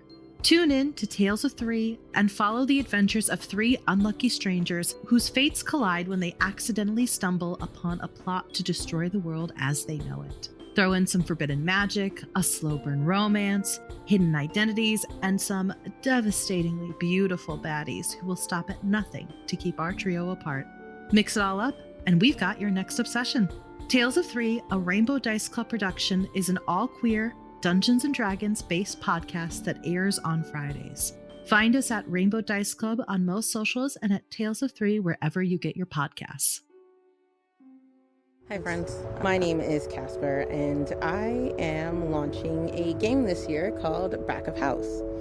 I'm launching it through my company called Casper Haunts, and I created this company with absolutely no money. So I am doing a fundraiser February 4th, 5th, and 6th with a bunch of my friends where we're going to play a series of food and restaurant themed one-shots where the audience can vote on best dishes or give advantages during some of the epic food fights, and I tickets for a raffle because I will be raffling prizes.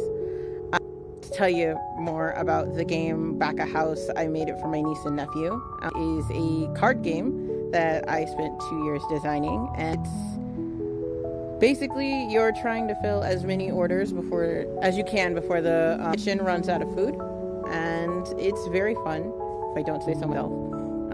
And that is on Backer Kit right now, if you want more information.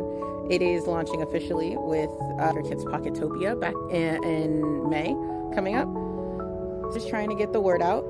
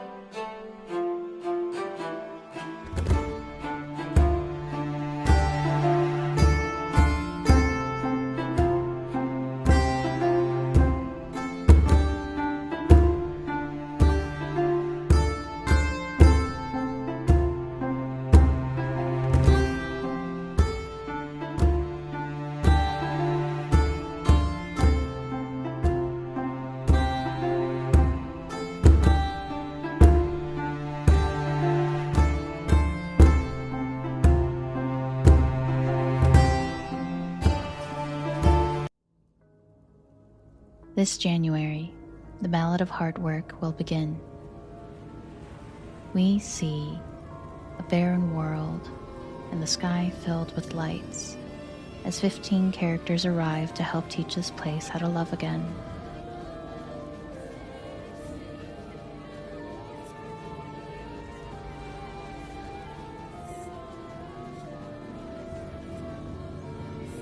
This January, come along with us in The Heart is a Dungeon as a different type of story begins.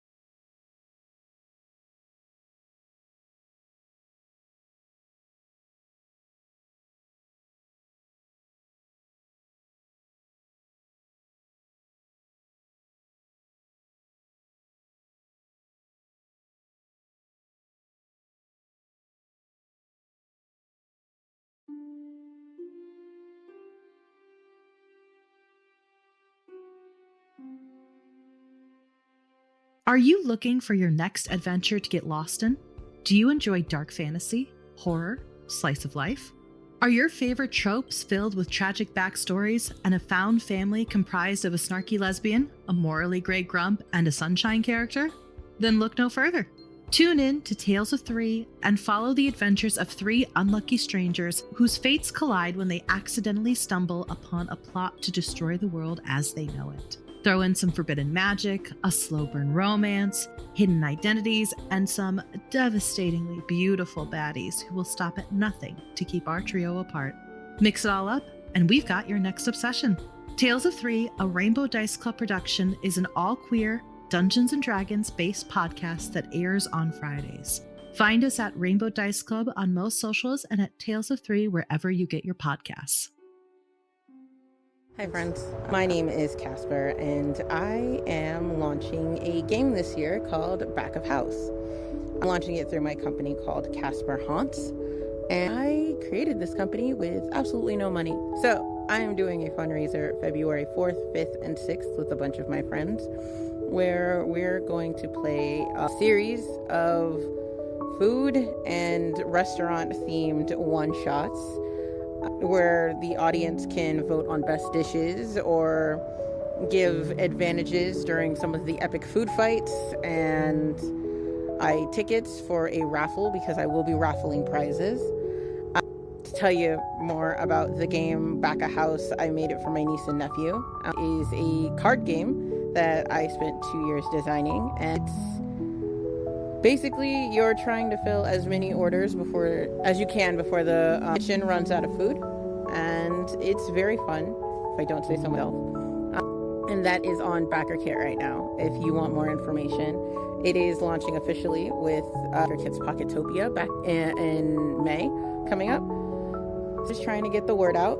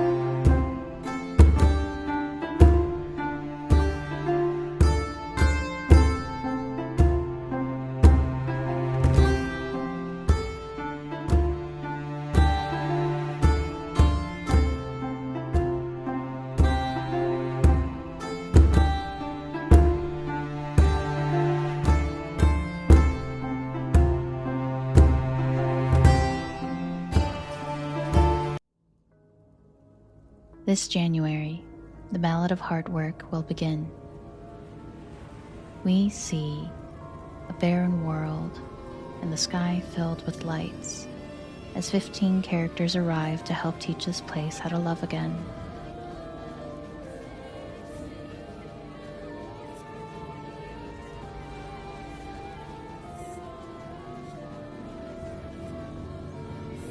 This January, come along with us in The Heart is a Dungeon as a different type of story begins.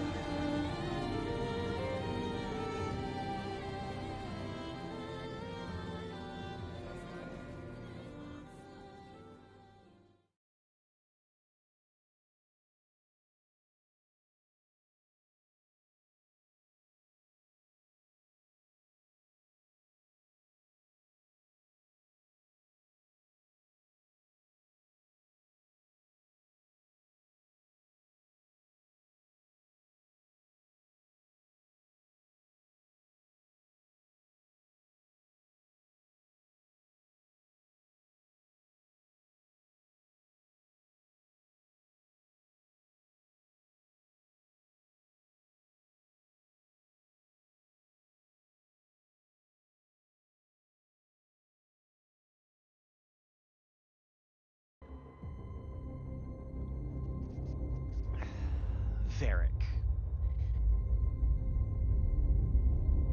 You just saw Kels run the fuck away. Faster than anything else. Carrying Archie in Archimedes in her arms. And then like sort of spider climb jumping over some rubble. Very, very limber. And disappears into the darkness outside of the range of your dark vision. You notice at this point, power is out across the entire city. You can't see any form of any kind of light, except off in the distance, in the quarantine zone, the very large arcano crystals are glowing a pale blue. Would I know if that's bad? Or unusual? You know that the crystals, when they are being used, glow a pale blue. So any technology and stuff like that uses them glows that pale blue. Anything like that. So it's not abnormal, but it's just that's the only light source you can see. You also see Morwen and Solarian take to the sky and begin to fly in the direction of the ball. Guess they'd be fucking involved. Right. Alright, so I no one in the vicinity then, just me. They took off to fucking Moloch knows where. Mm-hmm. What are my options? I'm scanning. Okay. Roll a perception check, and I'll give you what you can see in your range. Okay. Seeing perception. I haven't looked at this modifier in a second. Okay. It's a 13. 13? Okay. Yep. So you know, give or take. Well, you knew how to get to the docks and the slums. You know how to get back to the ball. Any rubble or anything you would see on your way there and would be able to climb through and over and all that jazz. But so the paths should still be open, but rubble might be in the way and you do not know where all those explosions occurred. Okay.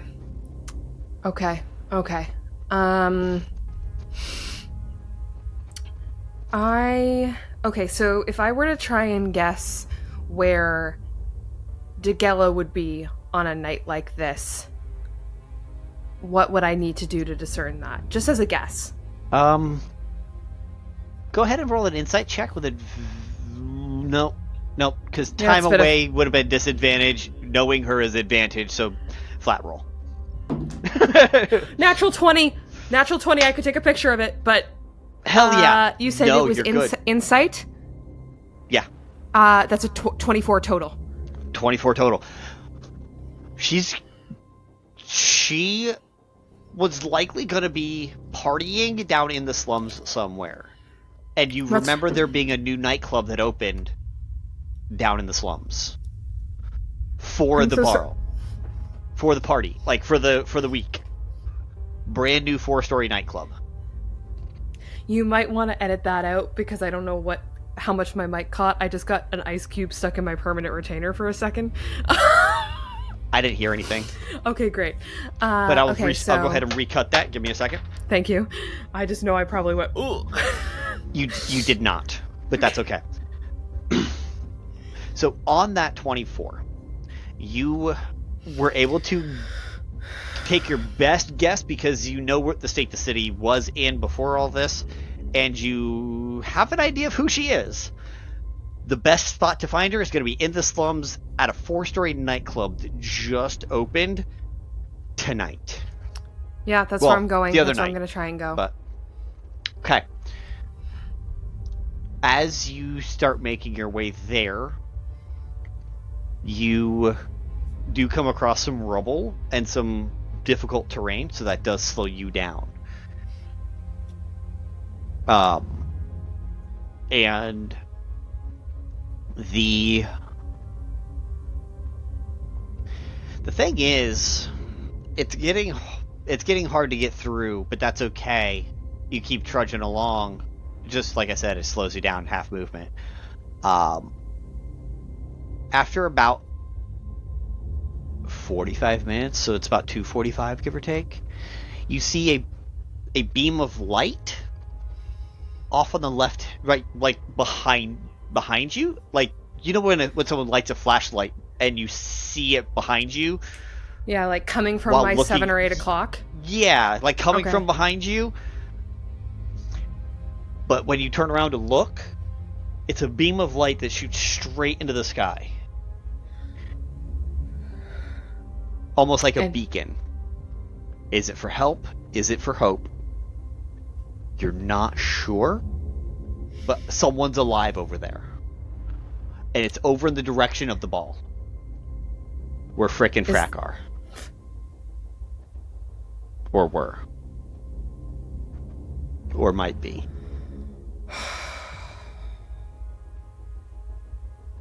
This appears to me as if it may be the handiwork of Frick and or Frack. If that's Varrick's assumption.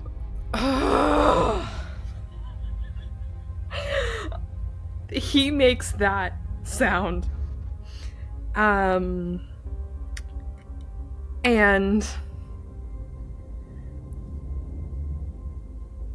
you know what? All I wanted was some fucking help. What did I get? No fucking help. From the ones that they send to fucking help me with the fucking mission. I'm not fucking going back for them. I'm still going after Degella. I'm not turning around. Yeah. Okay. I love it. As you're turning away, roll a perception check. Mm-hmm. That's not good. That's a 4 total.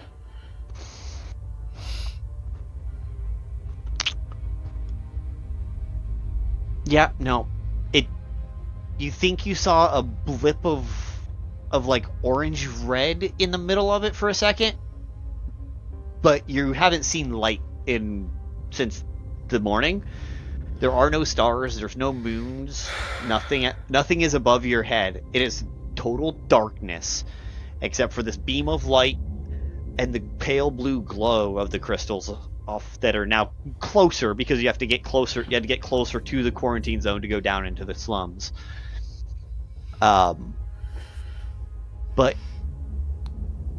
you keep walking.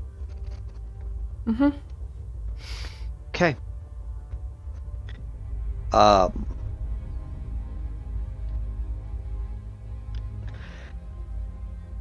You get to where the map said the nightclub's supposed to be, but there's no lights on, so it's hard to tell if they're open or closed. but the door is shut. There's no bouncer out front. There's no bouncer out front. No people out front. But it is 2:40. It is 2:45 or so. Not that you necessarily know the time. You were woken in the middle of your sleep. Would I know if this nightclub has any direct saboteur? Is this a new hangout for them? Mm-mm. No, this was it's newly not affiliated. built for the fair. Okay, for the fair. Mm-hmm. Okay. In that case, I am going to cautiously She's just here. approach... She would have just been here to party. Okay. I'm going to still cautiously approach the building and try and see if I can sense any activity inside. Okay, give me a perception check or investigation. Okay. Investigation is better. 16 plus 3 is 19. Okay. Good. Windows or doors? Which are you checking first? Windows first. Windows? Okay. Yeah. As you check the windows on that 19, you see a pale blue glow inside that matches the crystals.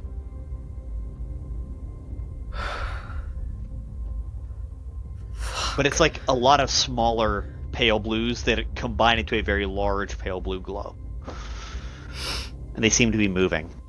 They're moving? They seem to be. Have I ever seen anything like that before?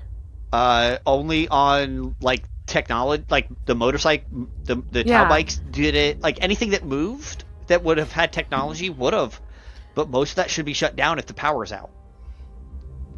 That's not good. Now I'm trying to specifically... I would like to try to sneak in a window. Roll a stealth check. Okay. I'm pretty good at that. Touch wood. That's okay. 12 plus 6, 18. 18. You get this window open. And you start to hear conversation in a language I don't think you understand. Do you know Primordial? No, but would I be able to recognize that it is Primordial? I'm a linguist kind of by trade in terms of the way this subclass works. And using Forked Tongue, I can choose a language I don't speak, I believe, to be able to understand it for the day. Roll an intelligence check for me. Okay. And I will double check that with the subclass if need be. You're too. good. No, you're good. Intelligence, straight intelligence, is 15. That's a good dice. You know it's a planar language. Okay. But beyond that, you're not sure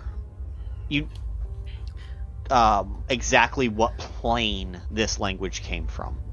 Okay, fair enough.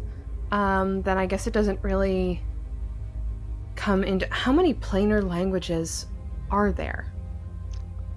Celestial, infernal, abyssal, primordial.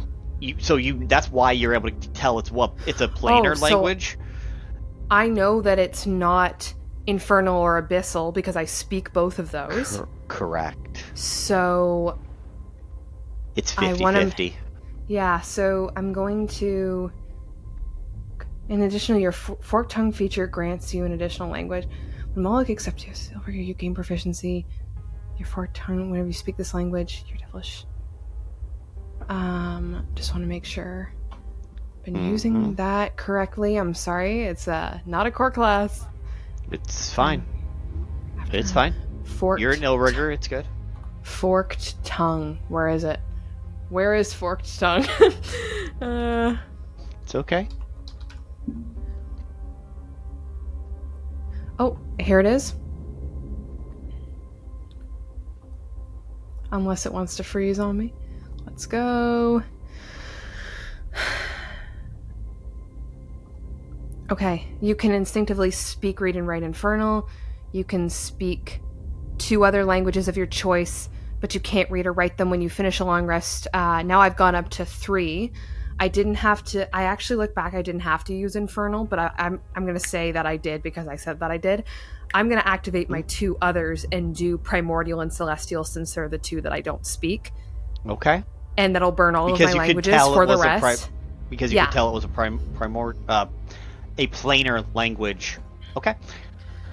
So I think I kind of hunch by the window and listen for a second, and there's like a shake, no, and then I think you kind of see him just crack his jaw, and suddenly it's like his ears tune into the conversation.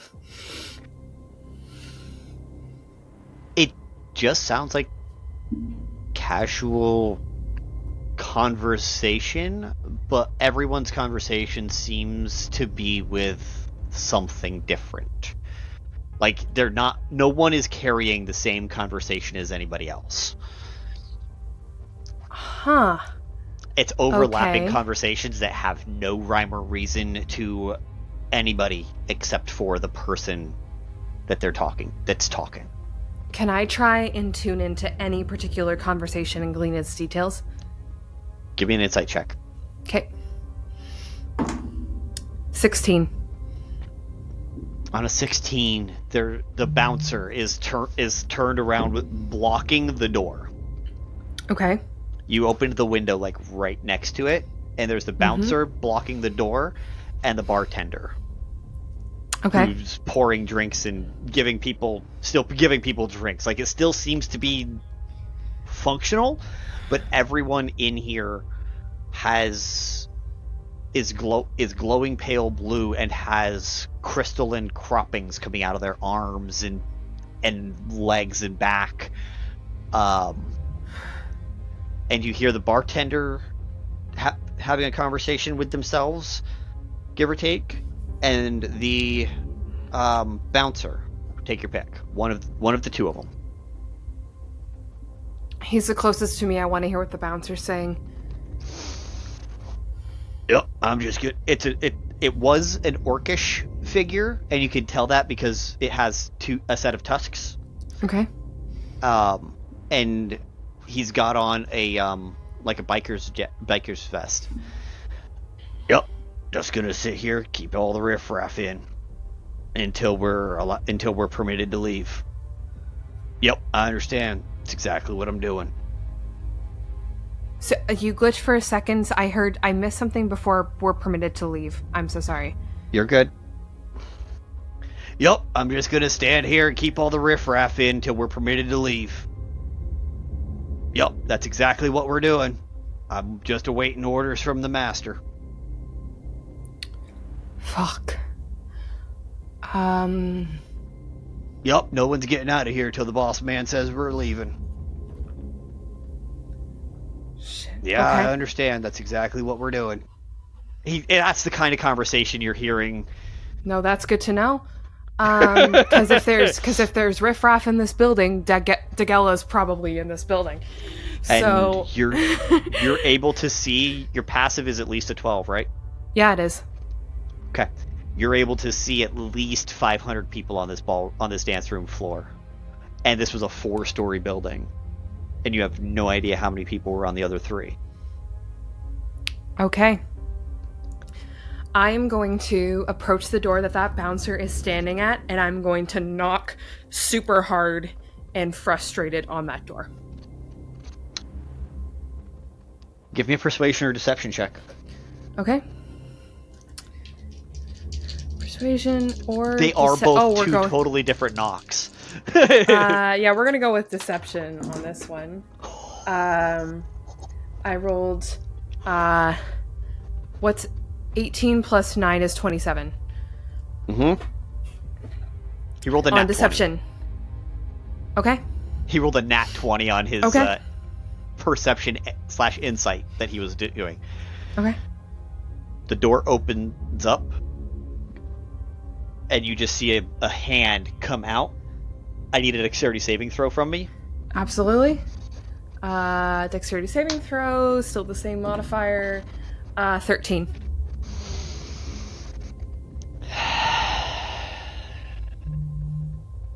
this hand that just reaches around. There's a very large pale blue crystal on the back. Reaches out, grabs your arm here. Okay. And grabs your arm and hand like this. Okay. I need a Constitution saving throw. Okay. Oh, that's good. 23. Okay. You manage to let go quick enough that you are not infected. Okay, great. As a bonus action, I'm going to place a seal on him. He needs to make a charisma saving throw. Okay. That's a 7. Yeah, he misses. He's charmed for an hour by me. I'm going to say in Primordial, just what the fuck do you think you're doing? Keeping the riffraff in till we're allowed to leave. Next time, watch how you're fucking grabbing at the door. And I slam the door behind me, and I try to take up an authoritative stance right next to him at the wall, surveying as if I'm inspecting his handiwork. I'm trying to play off as one of his superiors. So you're going in the building? Yes, I'm going in the building. Okay. That is where we're going to pan away. Yep. I figured it's just, I don't know why Varrick wouldn't. Correct. We're going to pan back down to Varrick. Okay. I'm sure he's doing great. I'm sure. Nothing's gonna go wrong. Okay. Varrick. There are at least 500 infected in this room with you right now. The bouncer is standing right next to you. The bartender is behind the bar, handing out drinks that no one's drinking. Okay. Without... still in the motion of keeping an eye on the riffraff, I'm going to try and scan the room for any sign of Dagella, specifically. Roll perception check with disadvantage. Of course.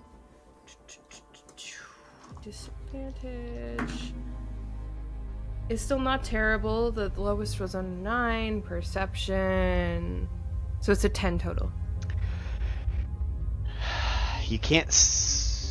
It's tricky to see. You can't find her exactly.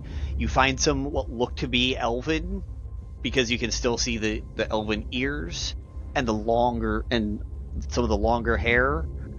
You can see some elves that have some shorter bob cuts, but you can't see anything that looks exactly like her.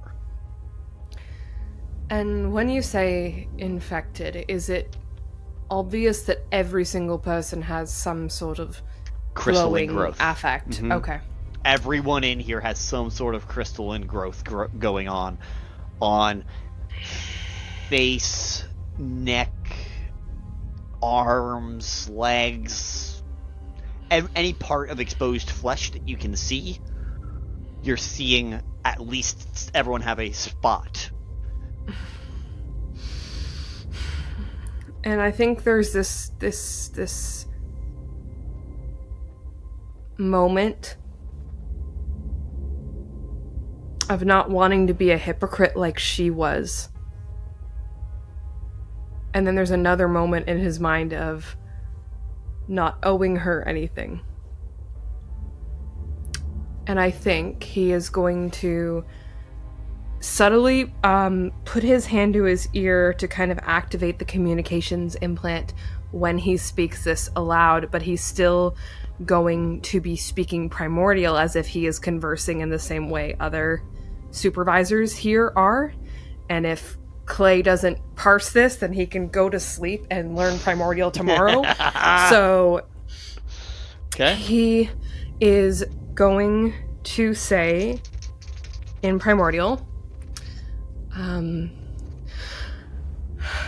checked in on things here. Looking up to par. He's going to turn, briefly take the hand off, turn to the bouncer who is still charmed and say, "And the rest of you have this under control?" Yeah, we've got everything under control. Till we're told we're allowed to leave. Gotta keep the riffraff in. Till we're permitted to leave. Can't permit you to leave just yet, but I may have to. Seems as though, and then I'm gonna kind of lean as if I'm scratching my head and still trying to activate the implant. Seems as though there's a little bit of a situation closer to the inside of the city that we might as well take care of, so, keep up the good work. Don't fucking manhandle anybody else trying to come in the door, and, I'll be seeing you on the other side. And I'm going to move to, leave. Roll a persuasion check to see if he lets you leave. You have advantage on this? Yeah, for sure. Additionally, I have advantage when I'm speaking primordial to him because I use that feature. You have advantage because of the charmed, so you're good. You're Either right. way. Okay. Let's go. Okay, come on. Did you say deception? Yes. No, persuasion. Okay. Persuasion? Because you're basically saying I'm leaving, but so you're persuading him to make sure you can leave. I did also lie to him and say that I need to check on things for our cause. It's okay, I'm just gonna try my last bit of luck. Mostly persuading him to leave is what I'm doing. Okay. It's not that much of a difference, but with advantage, that's an 18 plus 6, which is 24. That beats the 5 on the die. I like how I was splitting hairs about my stupid charisma stats. That's why I wasn't splitting hairs. Okay.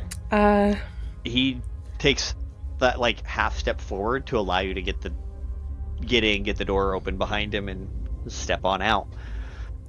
Okay. And I'm gonna get a couple paces out before I just...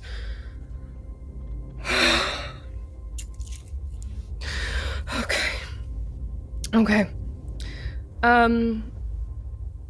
Do I still see that light in the sky? It is aside from the pale blue going on in the cleric district from this perspective, that is the only light you see. Fuck. I think there's this moment of childishly peering into those obscured windows for her silhouette. I think in ways that he had done countless times, searching for a shoulder to cry on as a young man and finding her in the bar to probably be sent away to sulk on his own in some fucked up little barracks. And he rejects that feeling from his chest. It's his last moment of hesitation there, and he's going to take off towards that beacon of light. Okay. Running, I assume? Yeah, it's maybe not a full-blown sprint, but it's like jogging or something, yes. Okay. Okay. As you're running with haste, not the spell haste, but with haste, lowercase h, you get up to the top of the market district. Roll a perception check for me. Yep. That's shit. 5. It's not hard to miss a very, at least, what is it, an 18 to 20 foot glowing mound of what looks to be magma. Just doing the John Travolta in Pulp Fiction looking around. So dead ahead, if you keep on the side of the city, with enough space so you don't blindly run off, you can see that the light is in that direction. You can go towards the light beam, straight ahead, or off to your left, back towards your hotel. You can see a 24 foot tall mound of molten slag that looks like the lava coming off of a volcano back home. That doesn't belong here. Yeah, I'm gonna take a couple curious steps towards that, I think.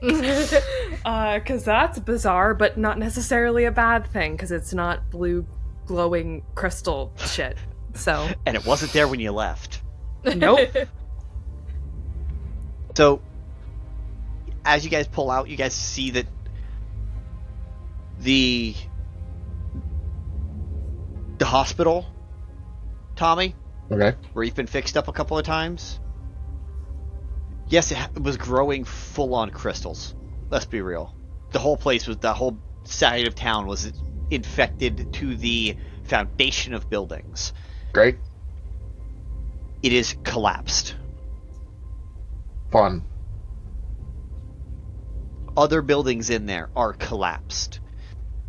You can tell those because they're glowing. All the crystals over there are glowing a pale blue.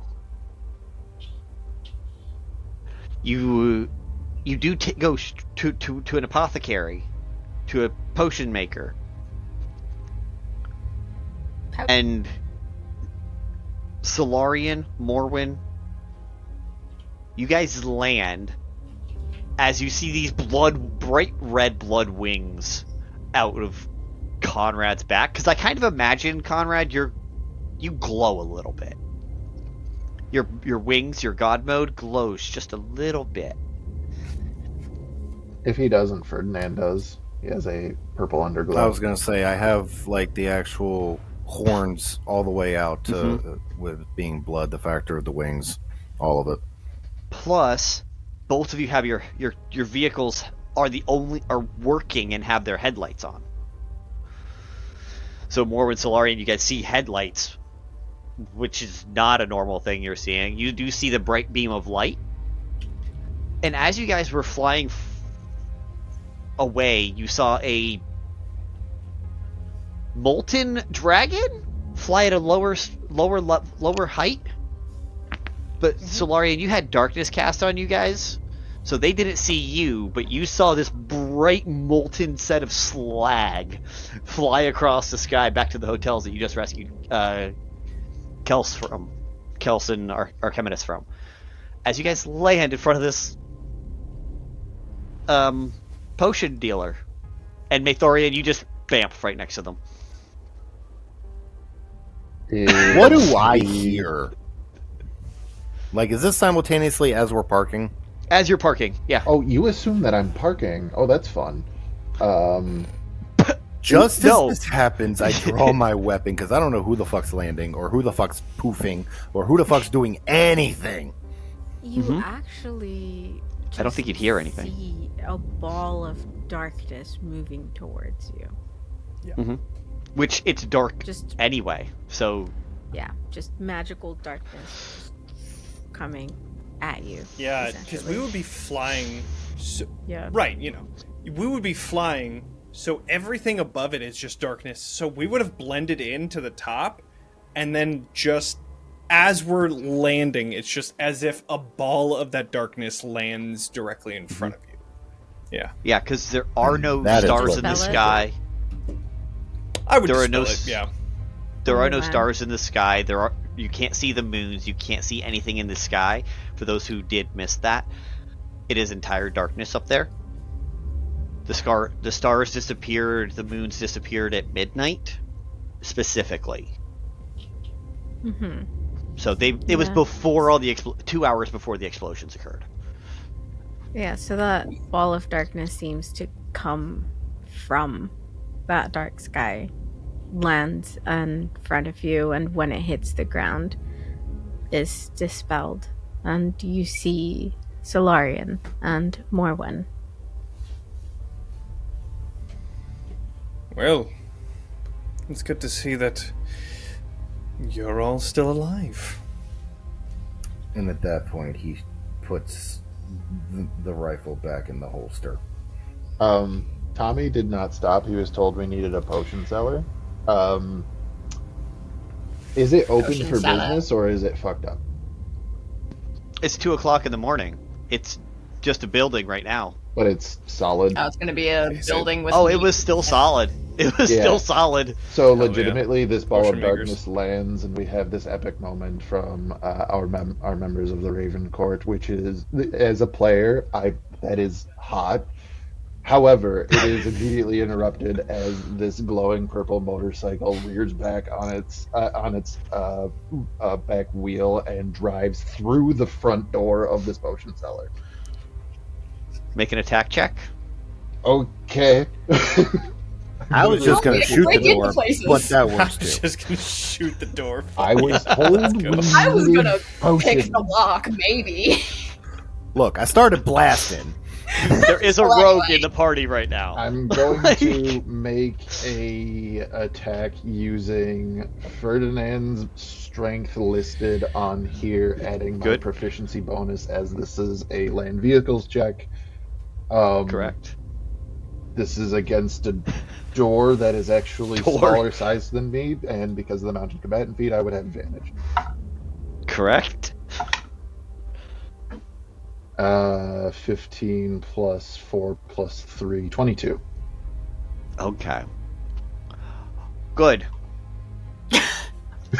As I put my dice back. I can only imagine this going badly. He breaks down the door and lands like on the door, like he was fully intending to just skids to a stop, like it does a 90-degree turn, looks at Cash and just goes, start grabbing shit that's gonna help people. Conrad's impressed that you actually stopped that bike just how you did that, knowing what he knows about you. Shush. Considering you hit him with your bike. He said shush.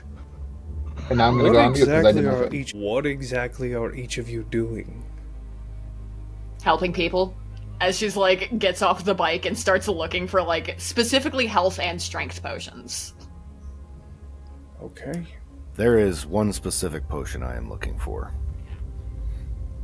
And it is going to be potions of vitality. Helping people, I see. Okay, that's what you mean. Well,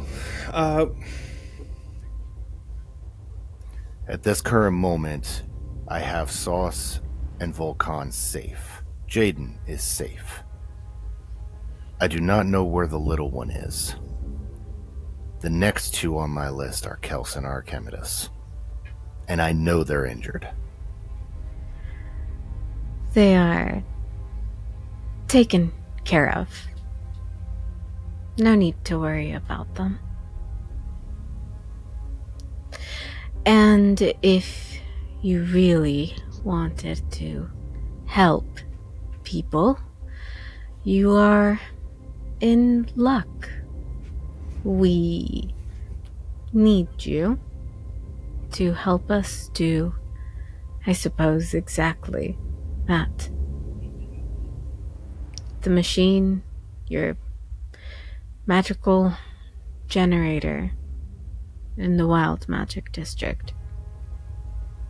We can use it to attach it to the current energy plant, bring the power back to the city, and power our spell enhancers to help the city not plummet to the ground. We're a little bit short we're going on time. Do you know what happened?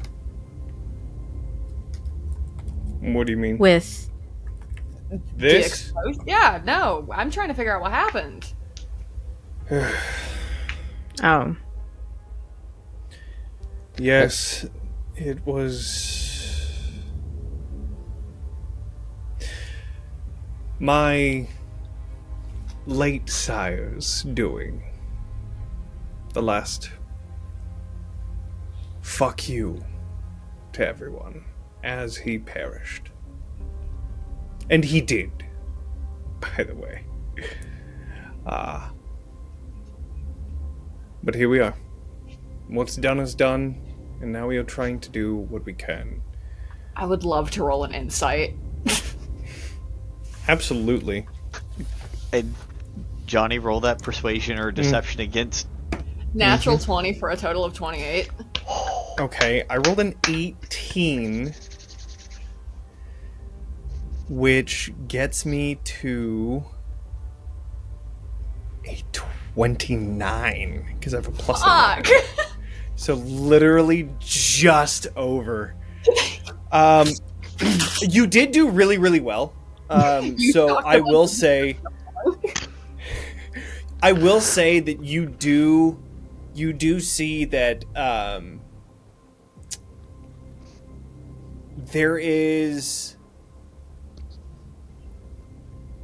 there's no hint of remorse by any means with how he's feeling about this whole thing.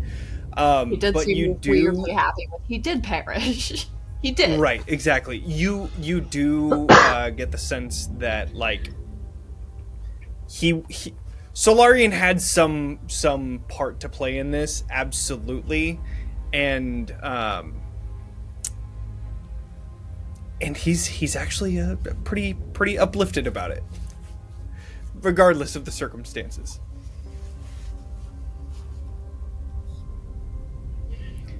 So, we are trying to do what we can to save the city.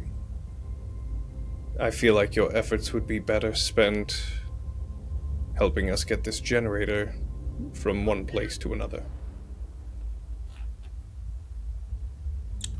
Do you know where it's located? That comes from directly behind Conrad, because that's where I blipped it. Excuse me?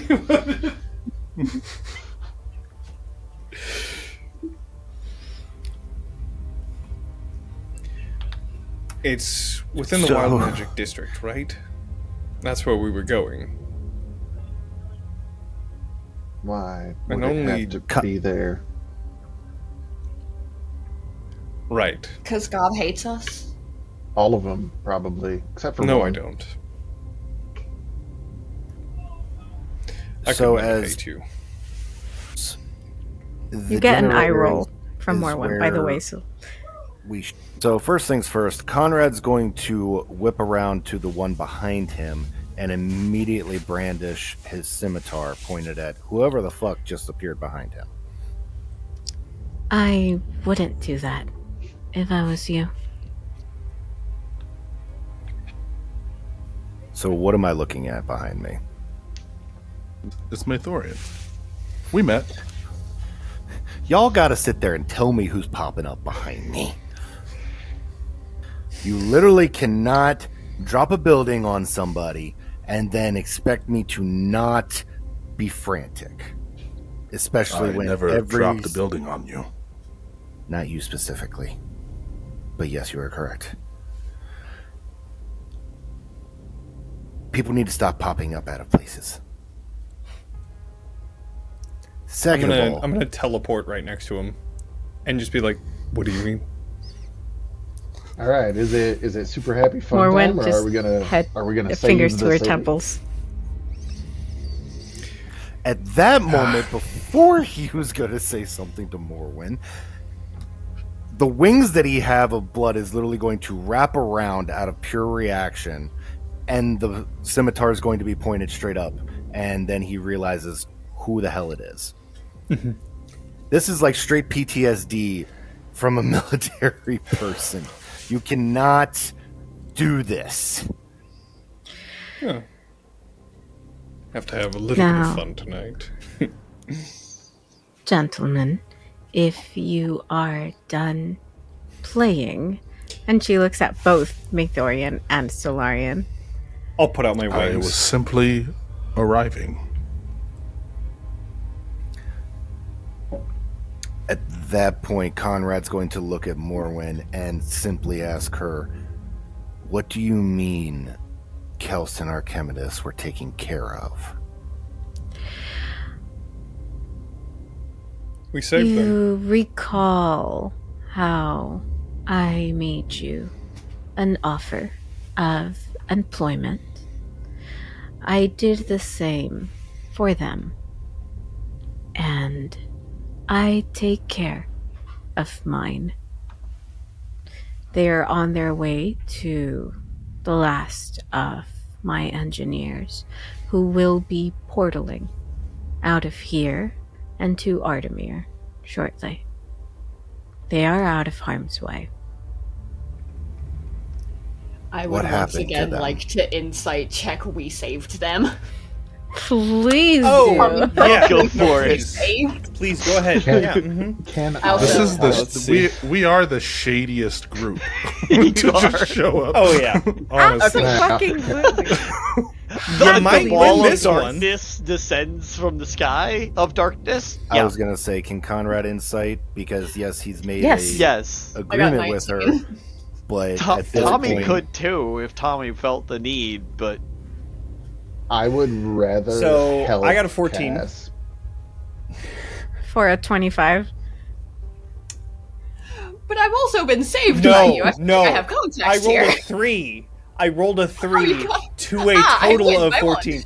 So, you would Solarian would I think what the Oh yeah, you did the thing, like so open makes sense. yeah, I know, yeah. But the thing is that this also happened to Cass, like almost like one to one.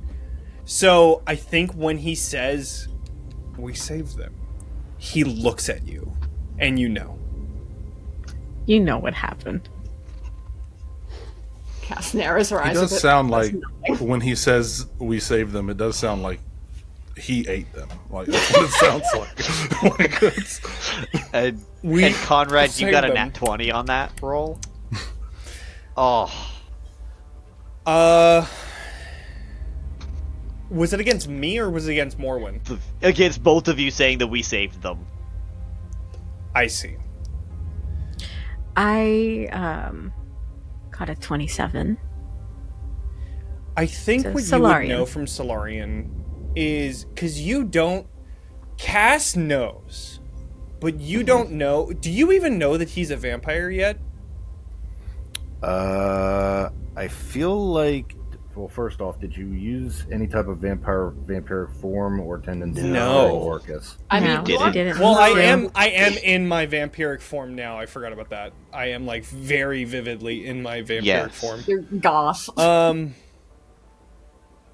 Edgelord. He looks Yeah, good. I mean, though. yeah. He did say it with a bit of sass in it, so you might assume that he probably turned them, or he used his vampiric powers to save them. Well, when you said It's one or your the other. sire, he would probably. Can I do what is it? Oh history? yeah, you Right, history you check. did. Yeah, Yeah, he did you say would know. sire. Yeah. Yeah. So then So, you 100% you know know that I'm a You vampire. 100% He's a know. vampire. And I mean, you see like fucking fangs that Fangs. are very clearly No, out. Papa. And you know Cass, I believe. So I don't know if you know like Cass, but anyways, Cass you Cass would, doesn't hide you it. Most kept secret ever. Yeah, so then you would pretty much assume that he either turned them into vampires or he used his vampiric stuff Abilities. to help them out. One or the other. At that point, he's going to ask specifically what happened, because saving them is being from the battlefield is relative. Because if they end up not being the same people who are his family and who he loves and adores, then there might be conflict. That's the only reason why I say that. I'll answer with, would you rather them be dead? They were buried under rubble, and Archimedes was on death's door, quite literally. As she says that, you see the blood that's currently engulfing Conrad start to ripple and grow a brighter crimson, just as a pure reactionary. For what it's worth, nothing could have happened that they didn't agree to. She's right. But And to be fair, Archimedes was the one that I saved. The spouse was the one that volunteered to join them. The other was not on death's door and requested to become the same as her husband. So I take it they are now vampiric in nature. You say that as if it's a bad thing. Life takes many forms. More inquisitive, since vampires are not my forte. Ah, yes. So I am the furthest one from one to judge of a book by its cover. But seeking knowledge and asking questions is what an inventor does. Yes, they are vampires now. I am their sire, and they can live long, happy lives, eternal, if they want. This is all thrilling, but last I heard there was a generator that needed moving and people needing help. So if saving people is, and he glares at Solarian and Morwen, fun for this evening, I suggest that we should probably do that as he loads up the last of the potions onto his bike and goes, we are going to distribute these to save the people of Taoliva while simultaneously destroying their livers. Conrad, at that notion, agrees with Tommy, but is also, for the moment, satisfied with the answers that Morwen and Solarian had given him. There will probably be questions either en route or further on down the line. But he's definitely going to enter the building to try and find a potion or potions of vitality. Okay, go ahead and roll an investigation check real quick. As Cass and Tommy, you guys do manage to find 5 healing potions of various sizes and a single potion of storm giant strength. It was locked, and Tommy just went smash. Yeah, absolutely, 1000% exactly what happened. Punched it once. Punched it once. It's really tough glass. Drank a strength potion. Punched it again. Then was able to get it out. Yeah, you drank a cloud giant to break. Funny enough, that's my second storm giant strength potion. That's awesome. I've had Tommy, one since near the beginning. Tommy, that means that for the next hour you have the strength of a cloud giant, because that is what I said. Nice, let's go. You drank a potion of cloud giant strength to break out 27? the potion of storm. Cloud giant is yeah, I'm pretty sure it's the step right below. I think so. I think it's 27. I think storm and cloud are the same. I think while the general looting is going on, Cass is gonna pull Tommy aside. With that conversation fresh in her brain, she's gonna be like, hey, things might get hairy, and I don't want to put you in a situation in which you need to be saved without your permission. If it comes to that, do you want to be turned or not?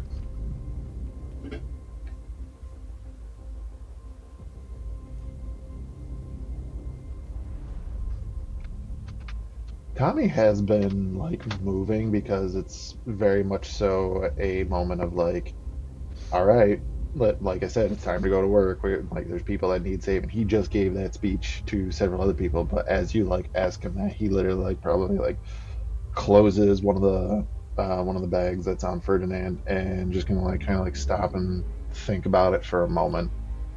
And you see him kind of have that moment of thought, and then that thought similarly fades to a bit more of a disappointed neutral expression. He goes, I just got a future with you back. I'd rather not turn it down right now.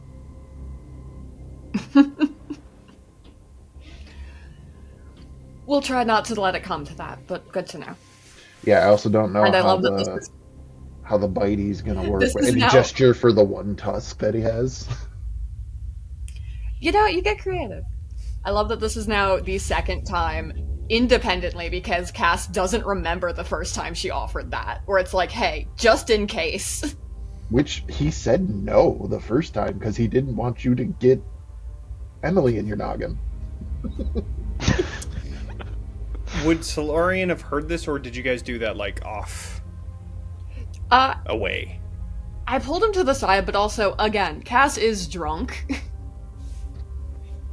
It's a drunk person whispering, so Is roll there a perception check. potion of lesser restoration here that I can just hand to Cass? Potion of being less drunk.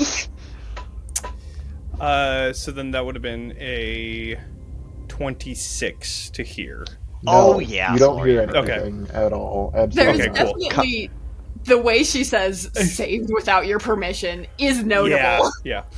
And then I think I'll just like look over because that catches me, and then I'll just see the kind of shoulder shrug, and it'll be like, all right, that's good enough. Got it. A shrug is a nod in the positive. It's not a no. Okay. So Conrad. then I will keep that in mind. Conrad, what was your... I'll do it in chat. Conrad, what was your investigation? 26. Because you were looking for something specific. 26. 19 on the die plus 7. Fantastic. You find 2 supreme healings,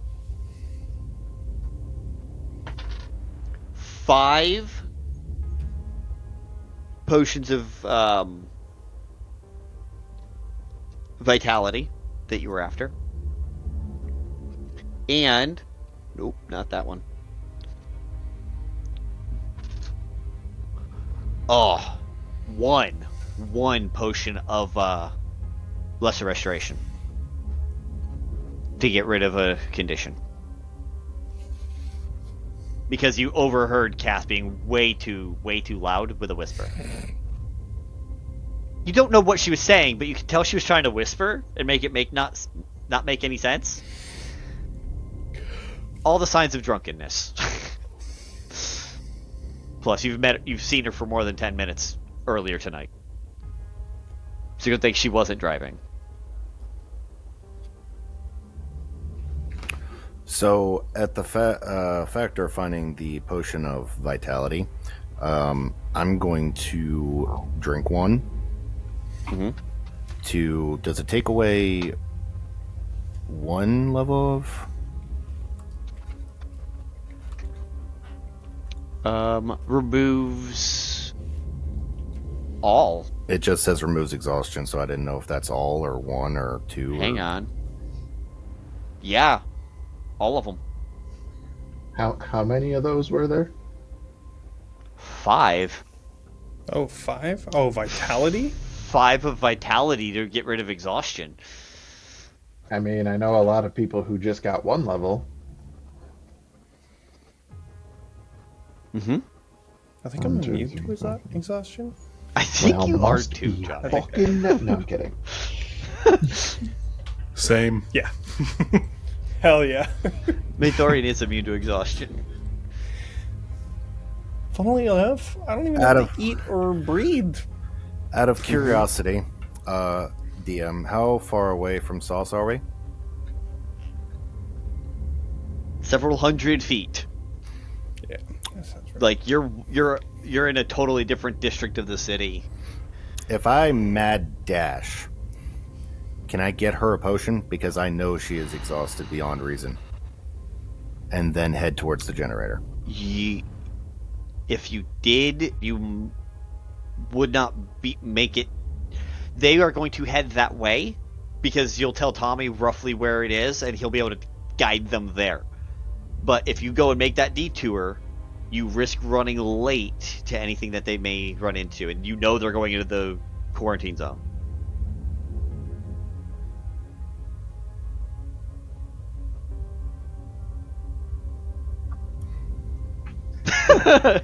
Damn you, DM. Choices are hard. They are, especially since I already took the damage for both Vulcan and Sauce once. Mm-hmm. But I also know that didn't clear any levels of exhaustion. You're right. You also don't know what they're going to be doing. I was going to say, I'm not going to know what they're going to be doing. This is where I would say, above table, the factor of the whole thing with Orcus is going to come in, because the normal Conrad thing would be immediately straight back to them. But in this case, he is going to be selfish in the factor of staying with the current group, especially after Morwen and Solarian saved Kels and Archimedes. And continue on with their things instead of flying straight to family. Okie dokie. So you're going to leave them to fend for themselves while you take care of the people with you right this exact second. Okay. Do we not So have Conrad the capacity to send like a familiar or something? I know Tommy does not, but anyone?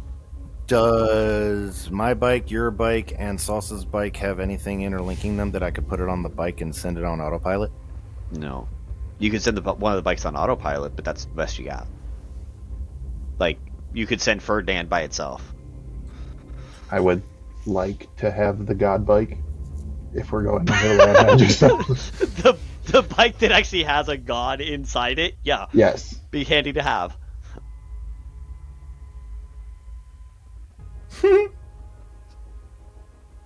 I was just about to ask Solarian if he could make a bat familiar or something, because again, Conrad knows nothing. Okay. Do you ask? Yeah, he's gonna sit there and say, "Can you make any type of familiars or something, Solarian?"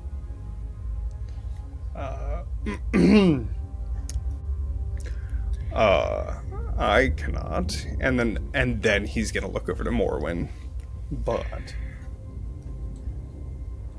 if you really want this potion to reach your loved ones, I can have someone take it for you while we make our way. If you would be so kind, because they are course. currently trying to save as many as possible, like She us. turns back to some of the rubble behind us and holds her hand out.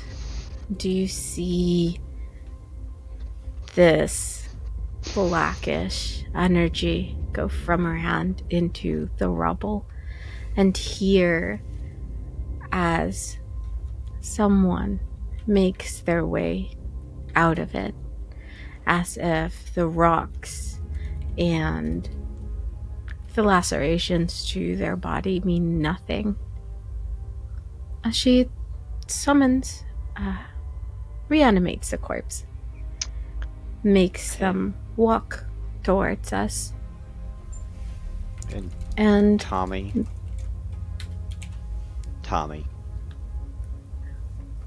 you recognize this corpse.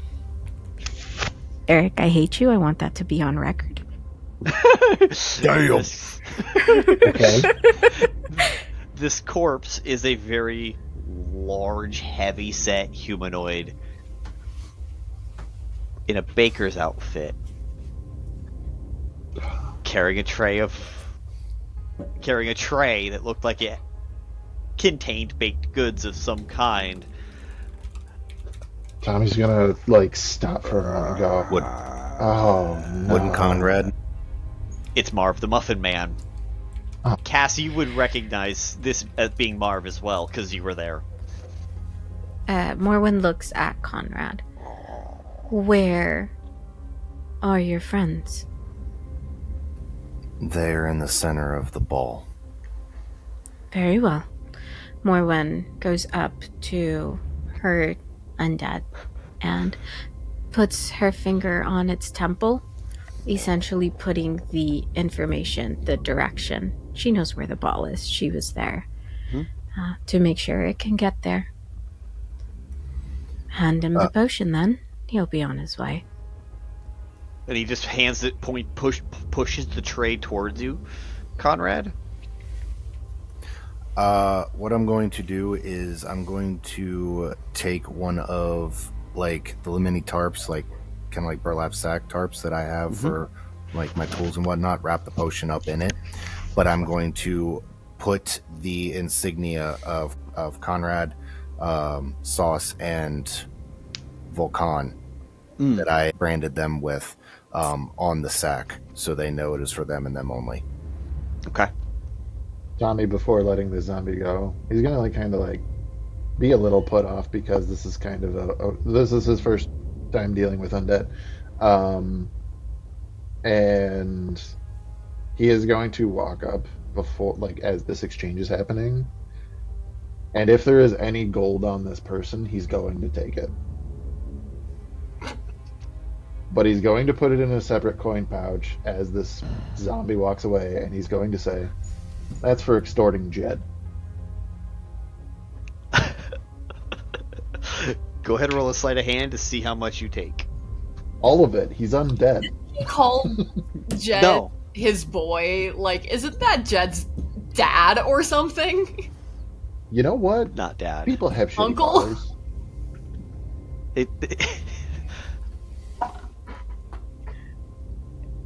For a sleight of hand, that's a dirty 20.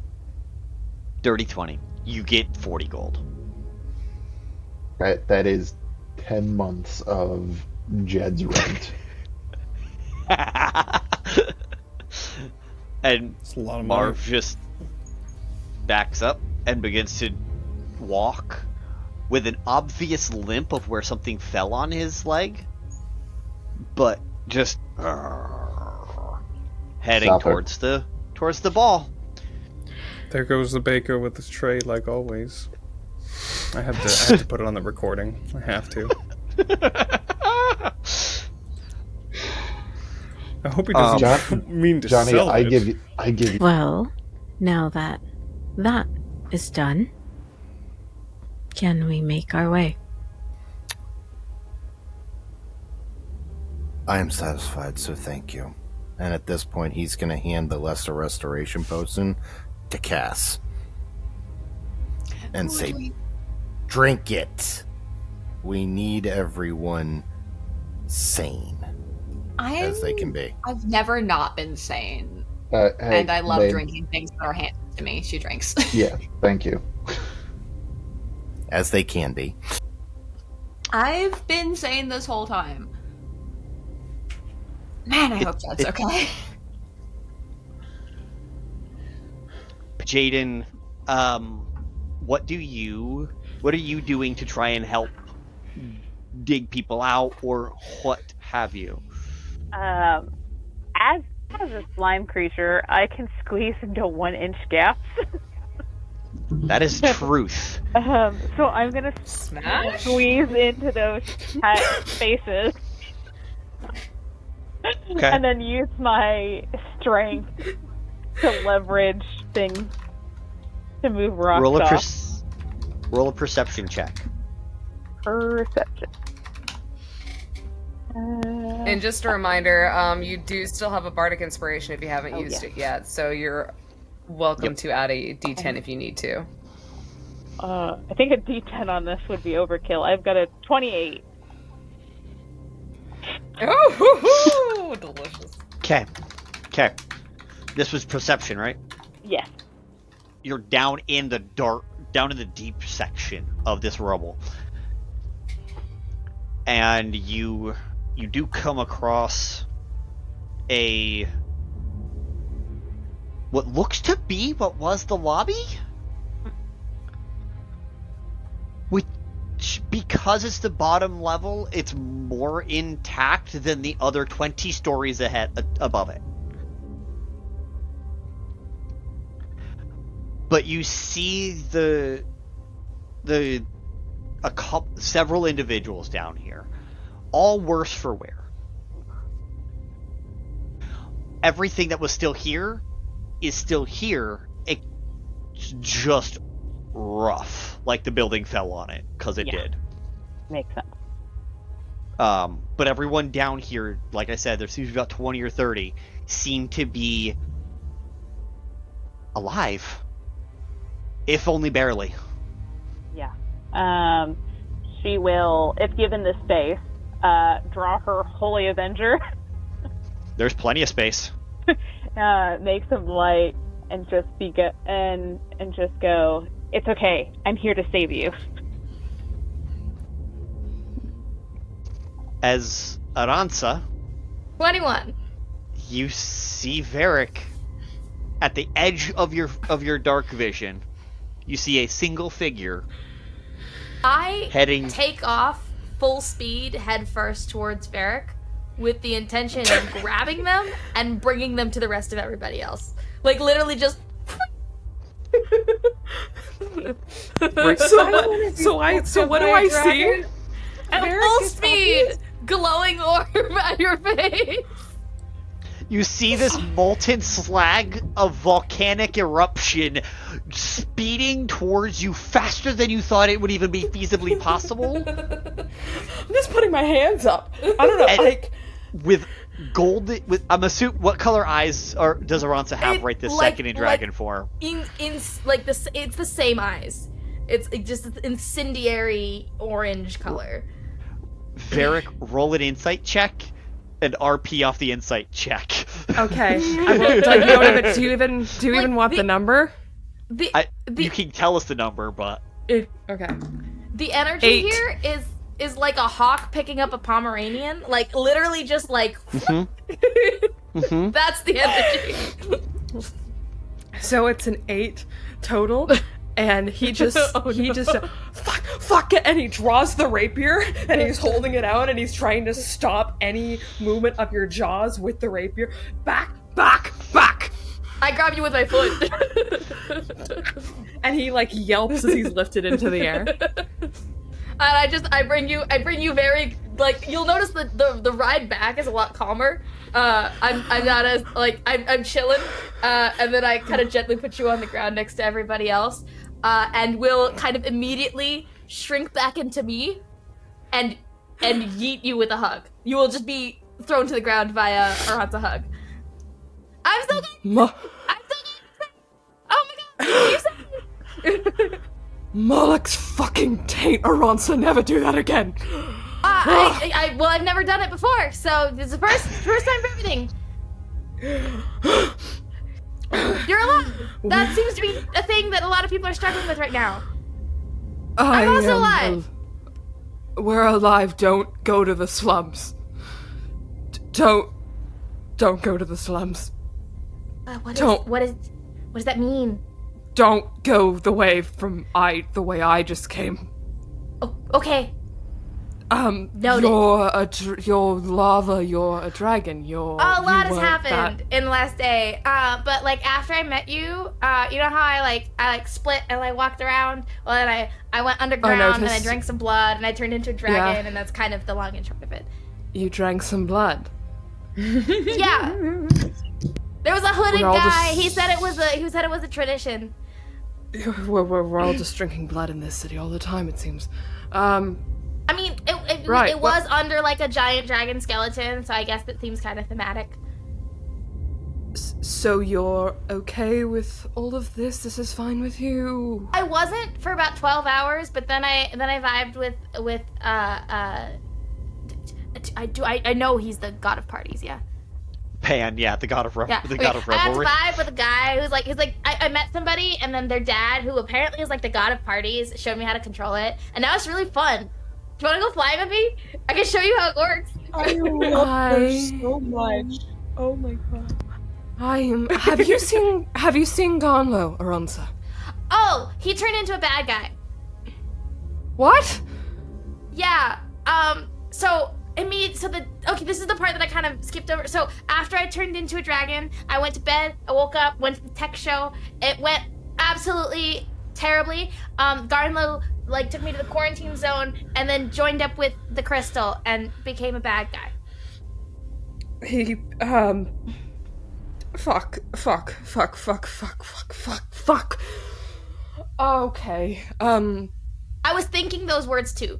I didn't say them though. And he doesn't know where we are. He certainly. I mean, knows I don't know. After that, I went and learned how to control this. And Aransa's gonna just like their hands are gonna turn into the claws, and their head is gonna turn into dragon head. And what you see is basically a dragon version of that one scene in Moana where Maui is just the shark head on the human body. That's the vibe. And so Aransa goes, "I can do this." And then it all kind of comes back into Aransa shape, and goes, and then I haven't seen him since. Oh yeah, and then the ball exploded.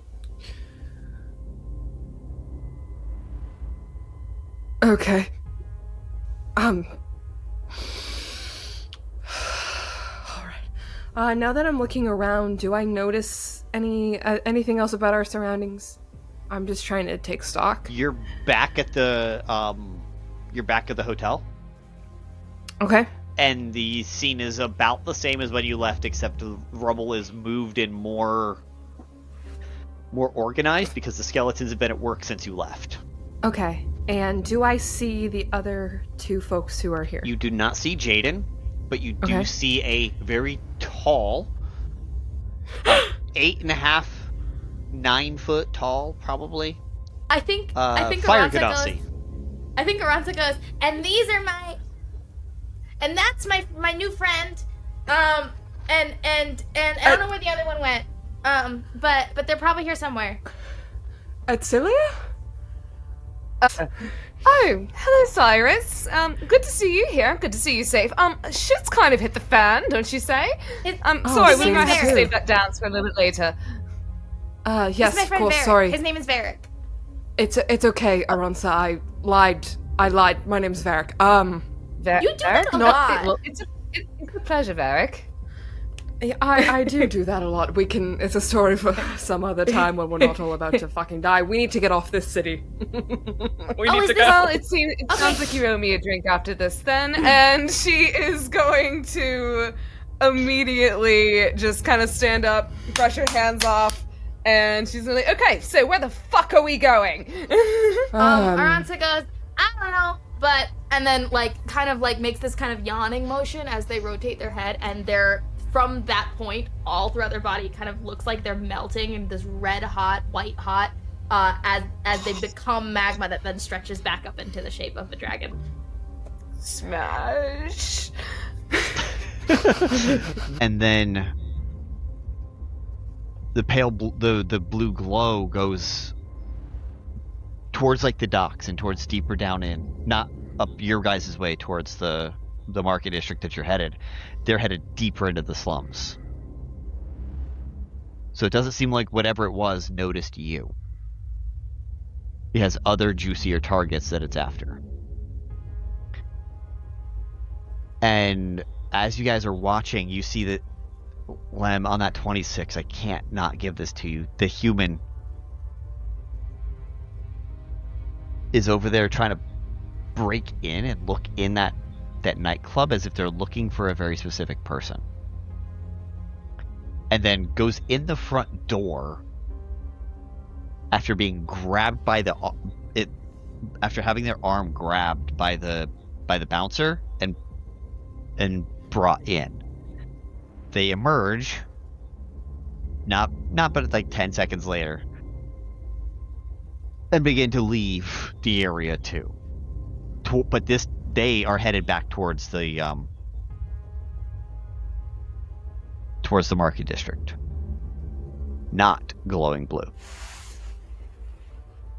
No pale glow of any kind.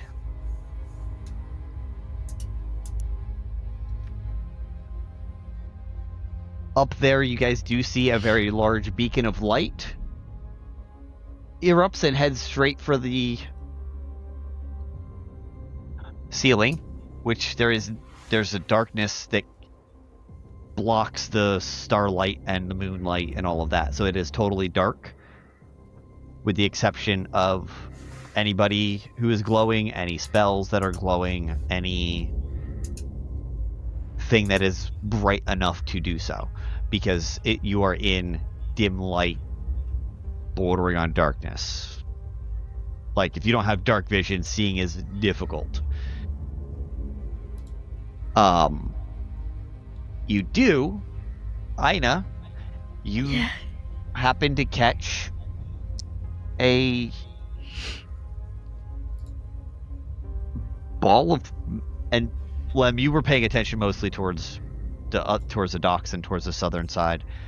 Aina, you happen to see a flying ball of magma shoot across the sky and land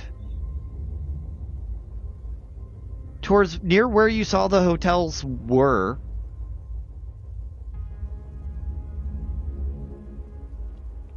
It's rough out here, y'all. Okay, we just...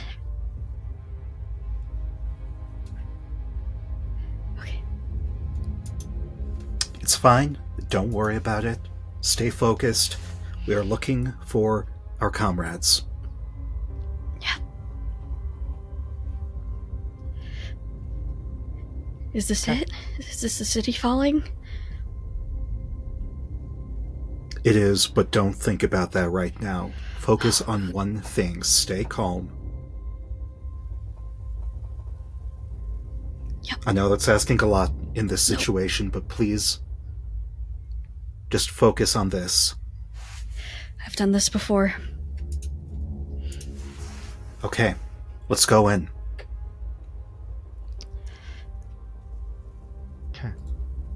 You guys begin to head up towards the market district, I assume, right? Or are you guys going to go towards the docks? The market district leads to the academic district. So you know that would be where the quickest route without going through the quarantine zone.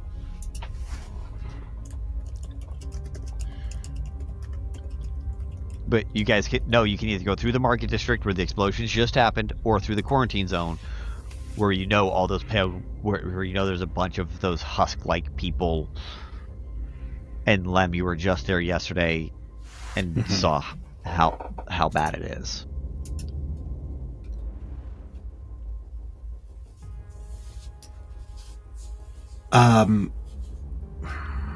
Your two other friends, Jed and Aelothin, will follow y'all's lead.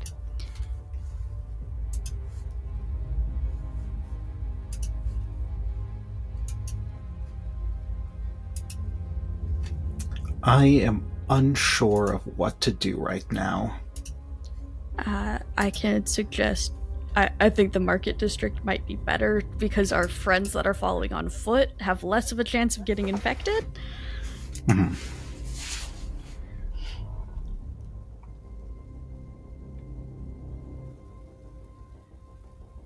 So you guys head up towards the market district.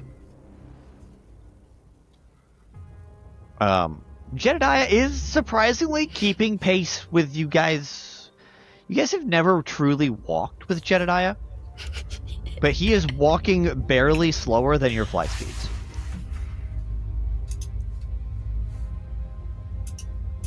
He's surprisingly fast, and he's keeping an eye down every alleyway, just keeping his eyes out for himself because y'all are up in the air. He's the only one not flying.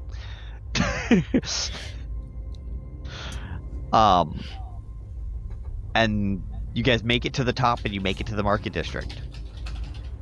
The bridge from the market district to the cleric district destroyed. The hotels, the 3 major hotels,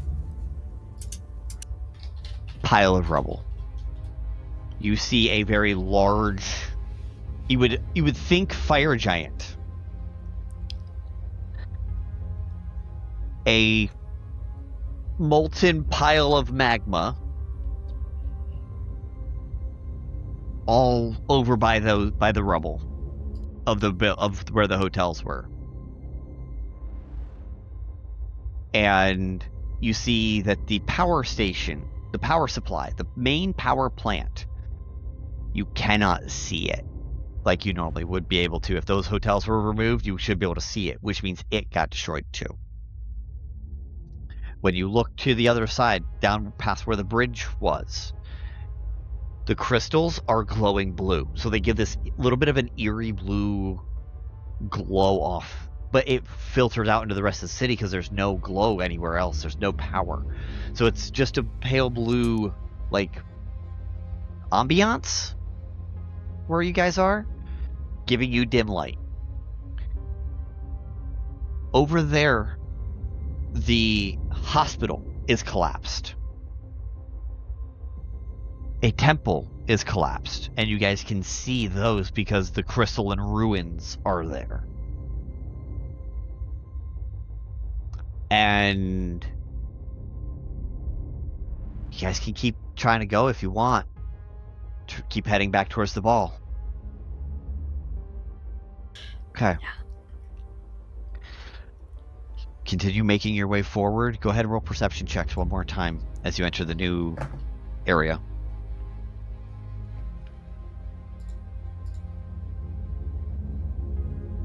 Hell yeah. I'm gonna use. I got a natty 1. What did you get? What did Aina get? I got a 9. Okay, I'm gonna use a luck point. Because I feel like this got is an important. 18 and Erilyn got a 19. Okay, Erilyn, there's hope. Okay, that's a 28. Oh. Turning a 1 into a 28. Finally, those luck points kicking in to help you out. And what did Aina, you're staying where you're at, not chronal shifting? No, I can't. I gotta save this. Okay. Lemon, you happen to catch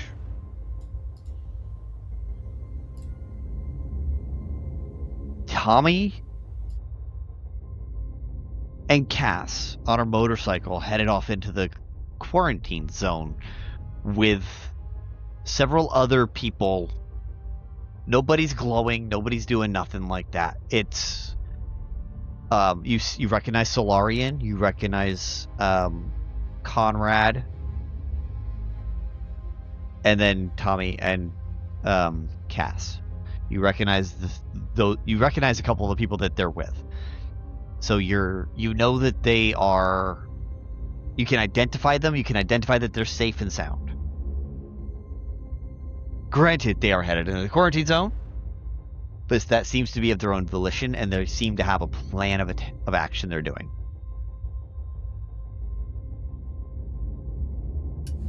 Over there. Let's follow them. Okay. And again, I'm going to have Kumquat beeline to them. Hey. Okay. Meanwhile, I do this now. Meanwhile, but there has to be very much time going. Big small. Meanwhile, Jaden.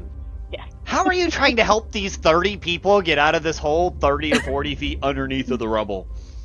Well, I'm just going to slowly start moving rocks from the inside. Okay. It's probably not very fastly. Roll a flat athletics check because some of them are able to give you the help action. 25. 25? Okay. You guys are doing a solid job. You kind of have this chain gang going. You hand a piece down. They then take the piece from you. Sometimes with the bigger pieces, 2 of them come up and grab the piece from you. And while we're doing that, is everyone within like 30 feet of me? Yes, all of them. I'm just gonna, double check. I'm gonna use the channel divinity and, test the waters of everybody that's around here. Just looking for anyone who might be, harboring some crystal. You're going to use a channel divinity to check that out? Yes. I can detect aberrations, celestials, elementals, fays, or fiends. Nothing is popping. Okay.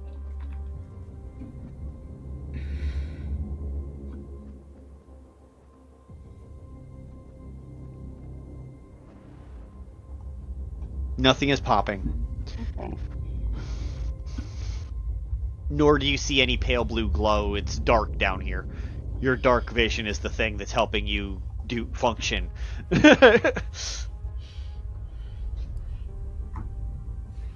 As you begin to dig everybody out, it's going to take you some time. But you do make it out after probably about 20 minutes, 30 minutes. And you guys, you finish digging it out, and you see Aransa turning back into a dragon.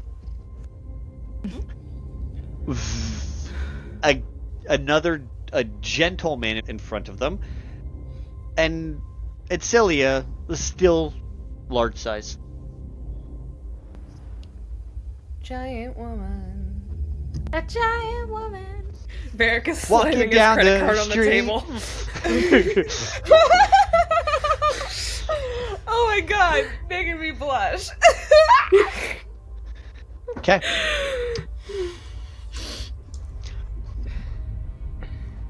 Just like immediately post transforming, I think Aransa would look Varrick up and down. Is Varrick injured?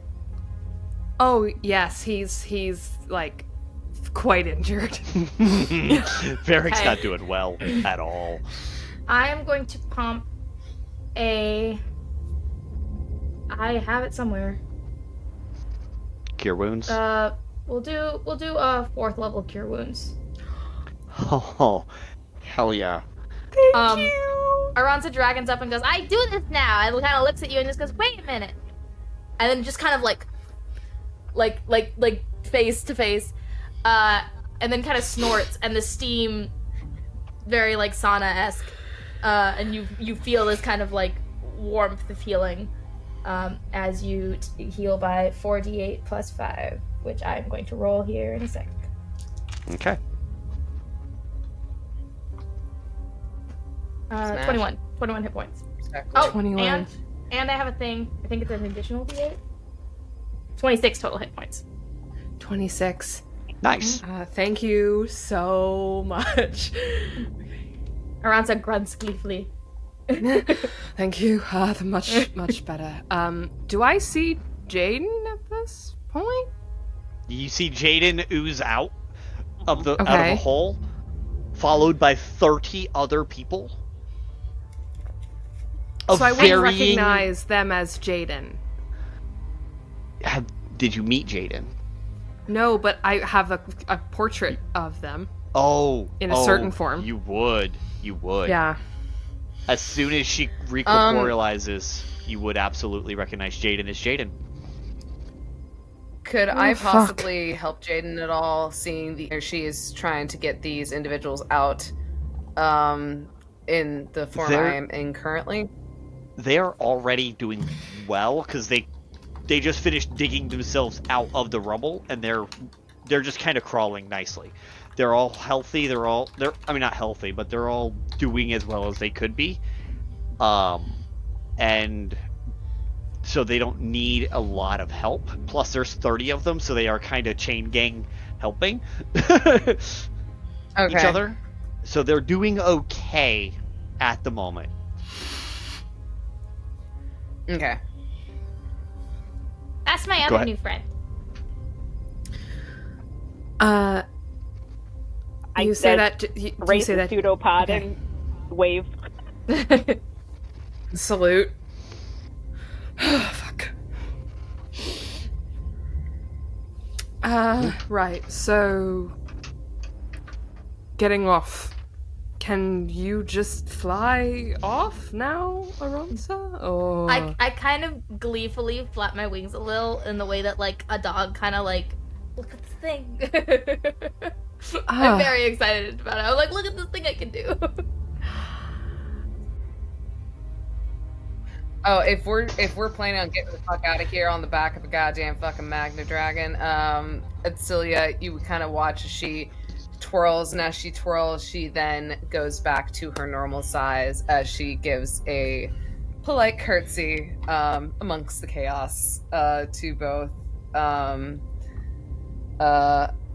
Aransa and Varrick, as well as Jaden, and she goes, well, I am willing to get the fuck out of here, if we're willing to get the fuck out of here, because my god, I do not want to be around whenever shit really hits the fan. Like, shit's already hit the fan, but you know what I mean, right? When you do the, like, curtsy kind of thing, Aransa does but, like, with their wings, and then, like, just kind of stays like that, in case you guys want to kind of walk up onto their back. Yeah, I meet it with a very kind of flustered, like, one hand over, bow, like, dip, and then I think you see Varrick look to where Aransa is waiting and hesitate and turn to Jaden and say, where are your friends? Where that light is over there. At least okay. 3 of them? I have an agreement with Conrad. We need to get his lady out of her situation. I met him yesterday. Well, no, today. It was the same day. Right, yeah. Small fucking terrible city. Yes, I can't leave without him, or at least without a plan, without the group of you. Well, I figured it would be a sort of... You all stick together, so... Yeah, say no more. A man named Link has put teleportation circles all over the area. Anywhere you see beam of light. There's one all the way over there. He's my new best friend. Oh, he's your... I have 4 of them now. Well, 3. Garnlow's a bad guy. Adsila will be your friend. flick her wrist, and you see the card that Link gave her, and she goes, I do have a contact if we need it. I mean, I have a feeling that after the interaction I had with Link, if he wants to find me, he will. So. Well, he said he was going home, so I don't know how involved he's gonna be. Well, I don't need him. Ideally, don't want him involved with what we're gonna get up to. So. Yeah. As y'all begin to kind of get on, Aransa goes, "It's okay. It only hurts people that I want it to hurt." I love the heat, darling. Bring it on. And Celia's gonna just like up on top of the dragon. So about those perception checks. Oh right, we had to do that. Did we not do that? I've forgotten. I never heard the numbers. Okay, I'm just gonna roll it again because I don't remember. 27. So which perception check are you talking about? Natural 1. What do you mean which perception check? I got a 12. Should I just re-roll for these perception checks? Or okay, alright. Disadvantage, correct? Due to my level of exhaustion. You're still exhausted. Don't fuck this up for me, you little bitches. I'll roll a nat. I'm saving that. That was verdict. a 19 and an 18, so that will be a 19 total for a perception check from Adsila with disadvantage. That is phenomenal. What did Aransa get? 27. 27. Varrick? That's a beautiful natural 1. That's an absolutely beautiful natural 1. You are looking at Pretty Dragon. I'm so distracted. I'm looking at the dragon. I'm looking right at. now. I'm gonna be so honest. I'm looking respectfully at Adsila. That's so fair. Live your best life. Fair. Fair.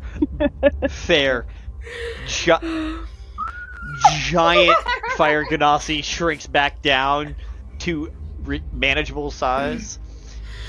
Jaden, what'd you get? 16. A 16. Yeah. It's Celia with a ripped dress, everything like that. Just rocking through shit. So it's Celia, as you're shrinking down, and Aransa, as you're looking through and under your wing behind you. Because you kind of did that curtsy thing. Right.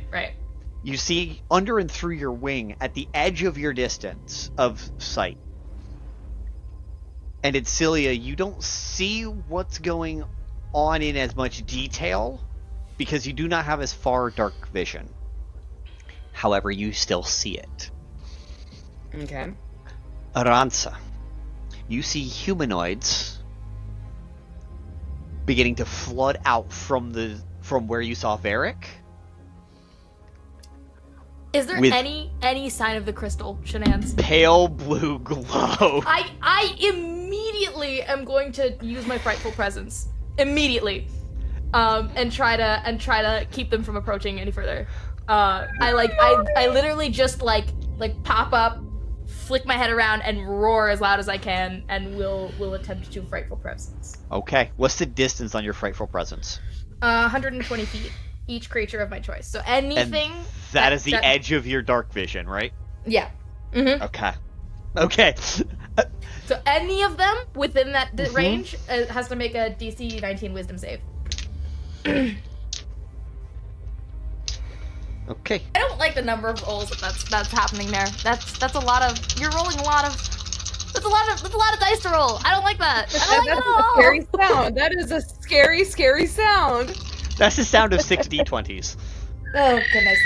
To the rest of y'all, it just looks like Aransa head perks up, turns around, walks the frick in, and just roar like a massive roar. You said it was DC 19? Yep. What? Huh? Did I say that? Fine. So, I only rolled for batches of people. Okay. Okay. 5 of them seem to go towards a different direction, but one is still headed roughly in your general direction. Okay. One Get passed, on now. 5 failed. Get on right now. God, yeah, you know what? Yeah, fuck that. I'm getting on. Okay. Celia has already been doing her little performance getting onto the dragon shit. She's been prancing up that fucking molten arm the moment dragon mommy she shrank down and started climbing at the same time. Yeah, really. After her bow, she immediately goes into a cartwheel and just starts climbing. Jaden sword out. The absolute let's do this together, and wait, where are you guys going? The absolute second that I think everybody is on, I'm going to yeet into the air. Based on your verbiage, I do need a dexterity saving throw from everybody, DC 19, because that is Aransa's draconic DC. Wait, so what are we rolling? Dexterity saving throw? I'm sorry, I really hate these crystals, and Aransa would not stick around long enough to see what happens. My dex is actually really fucking good. I rolled a 9. You do not have disadvantage because it's only disadvantage on ability checks. Ability checks. Okay. Alright. I rolled a 19 plus 3, 22. 22. That's a 15 plus 6 for a 21. Okay. Jaden, how you 20, 21. 18 So Aransa, they're all on. You just rock it straight up. I'm noping so hard out of these crystals. Y'all don't even understand how much trauma I have with these. It's been one day. Aransa, as you are flying straight up, as fast as you can, what is your fly speed? 120 feet, I think. Hold on. Oh. And no, that's right. 80 feet. I know how to read. Oh, fun. I'm assuming this is going to be action, like your full movement, right? Yeah, so if I'm like dashing with it, then I guess I could probably go like 160 because it's like the double, but it's I'm assuming you're moving and dash action, like you're doing the full as fast as I fucking can. I'm just trying to get away from these things. Perfect. I went Perfect. bye. So the reason the dexterity was necessary is because you went from 180 to 90 instantaneously. The three of you are holding onto a scale or the wing or something as this jet takes off a vertical takeoff, flying straight up as fast as they fucking can. Aransa, you break through the darkness. You guys see the stars reemerge. Hold on, pause. What do you mean I break through the darkness? Darkness was cast over the entirety of the city, up to a certain height. Cool! Noted. Lovely, love that information. Did not clock that at all. At midnight... I was like, what do you mean? Did I just, like, break the sky? You think you did. You probably think you did. Yeah, no, you know what? I think I broke the sky. That's what I did. As you break through the darkness, you guys see all of the stars. You see a pale green moon that's in the final sliver, as if it was like just beginning a new moon phase. You know, that like very tiny sliver. And you see what looks like 5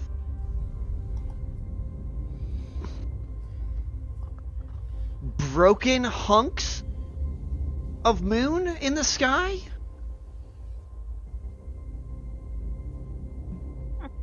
And you also begin to see airships that were flying around. However, Varrick, Aransa, you guys knew there were dozens of ships. There were dozens. You keep using past tense verbs, and I don't like that. There are now only 5 large vessels still in the sky. Okay. Once we make it to like are below eye level. Once we make it to like the top of the height, Aransa's gonna like even out and level and like hover as they're kind of soaking all this information and to also let everybody else react to whatever the frick.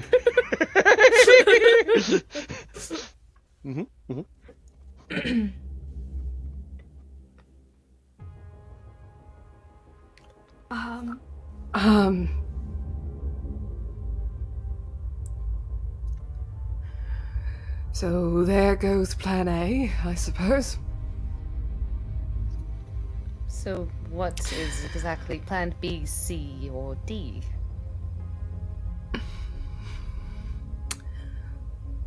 Plan B is probably dead or as good as. Plan C is probably already evacuated. Plan D... We could still try to get to the teleportation circle. We could. We could. Yes, Varrick, why we could. does it sound like it would have been better off if we just died in plan A? We're not fucking dying here. We're not dying here. We're not dying above here. I'm too spiteful of a cunt for that shit, so I'm glad that you agree. Gonna have said it better myself. My parents won't believe any of this. You still... Are they expecting you home? I mean, yeah, I was just gonna come to the festival and then go home. You know? First day out. We're going to unpack that. First day out, we're going to unpack... Aransa, we will talk about that when we are all alive and not here. If we can land and get to one of those teleportation circles, I'm not opposed as long as, like I said, Jaden, hello, by the way. Hi. I need the rest of your friends accounted for.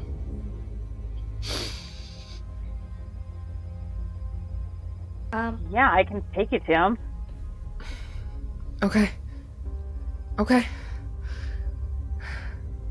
Well, hold on. Agree with anything else, because I am not flying off this dragon, and honestly, it's kind of cool to ride anyway. Very Below you guys is what looks like sheer and total darkness. Aransa's gonna like y'all hear Aransa take a deep breath as if they're like diving underwater because they don't understand what this is yet. As they like go below the surface, but I think Aransa's gonna make a very deliberate attempt to be a lot smoother with the fly this time and a lot more like gracious in the descent, so that people aren't likely to fall to their doom. Good plan. As we are descending back into the darkness, just so like it's not completely dark. I understand it is magical darkness, so if you would like, you will allow I'm allowing this to dark happen. vision to take place. It's fine. Well, I'm not saying dark vision. I was wanting to cast dancing lights. Oh yeah, no, you'll be fine. As Aransa is descending into the darkness, you will watch as... Here, I'm going to turn on my camera for this because things. You watch as Adsila, she is holding on to the dragon with her thighs as much as she can. She kind of will make sure she finds some scales that she can kind of tuck herself under, but you watch as she raises her hands and you just hear this high note piercing throughout the silence as it then breaks into almost what sounds like it. So I don't know if anyone has ever heard of dual vocals, to where they can hum something at a different tone while also singing something at a completely different tone, but you kind of hear something along the lines of like a, and you just she's going to extend her hands outwards as she casts dancing lights to illuminate at least the area around them. Okay. There is for flair and flavor's sake, I'm going to say there's one right around the beginning of Aransa's tail, one at the corner of each of the wings, and then she one would try to right above make Aransa's sure it's head. all around the dragon. Yeah. So Yeah. Like the four corners of this flying dragon. Yes. Now, if you look, you can see the exits here, and here. And... Yes. That was my thought exactly. Aransa notices giant glowing orb on their head and kind of like excitedly as they keep flying. And as you guys descend with your warning lights on, that's where we're stopping for today.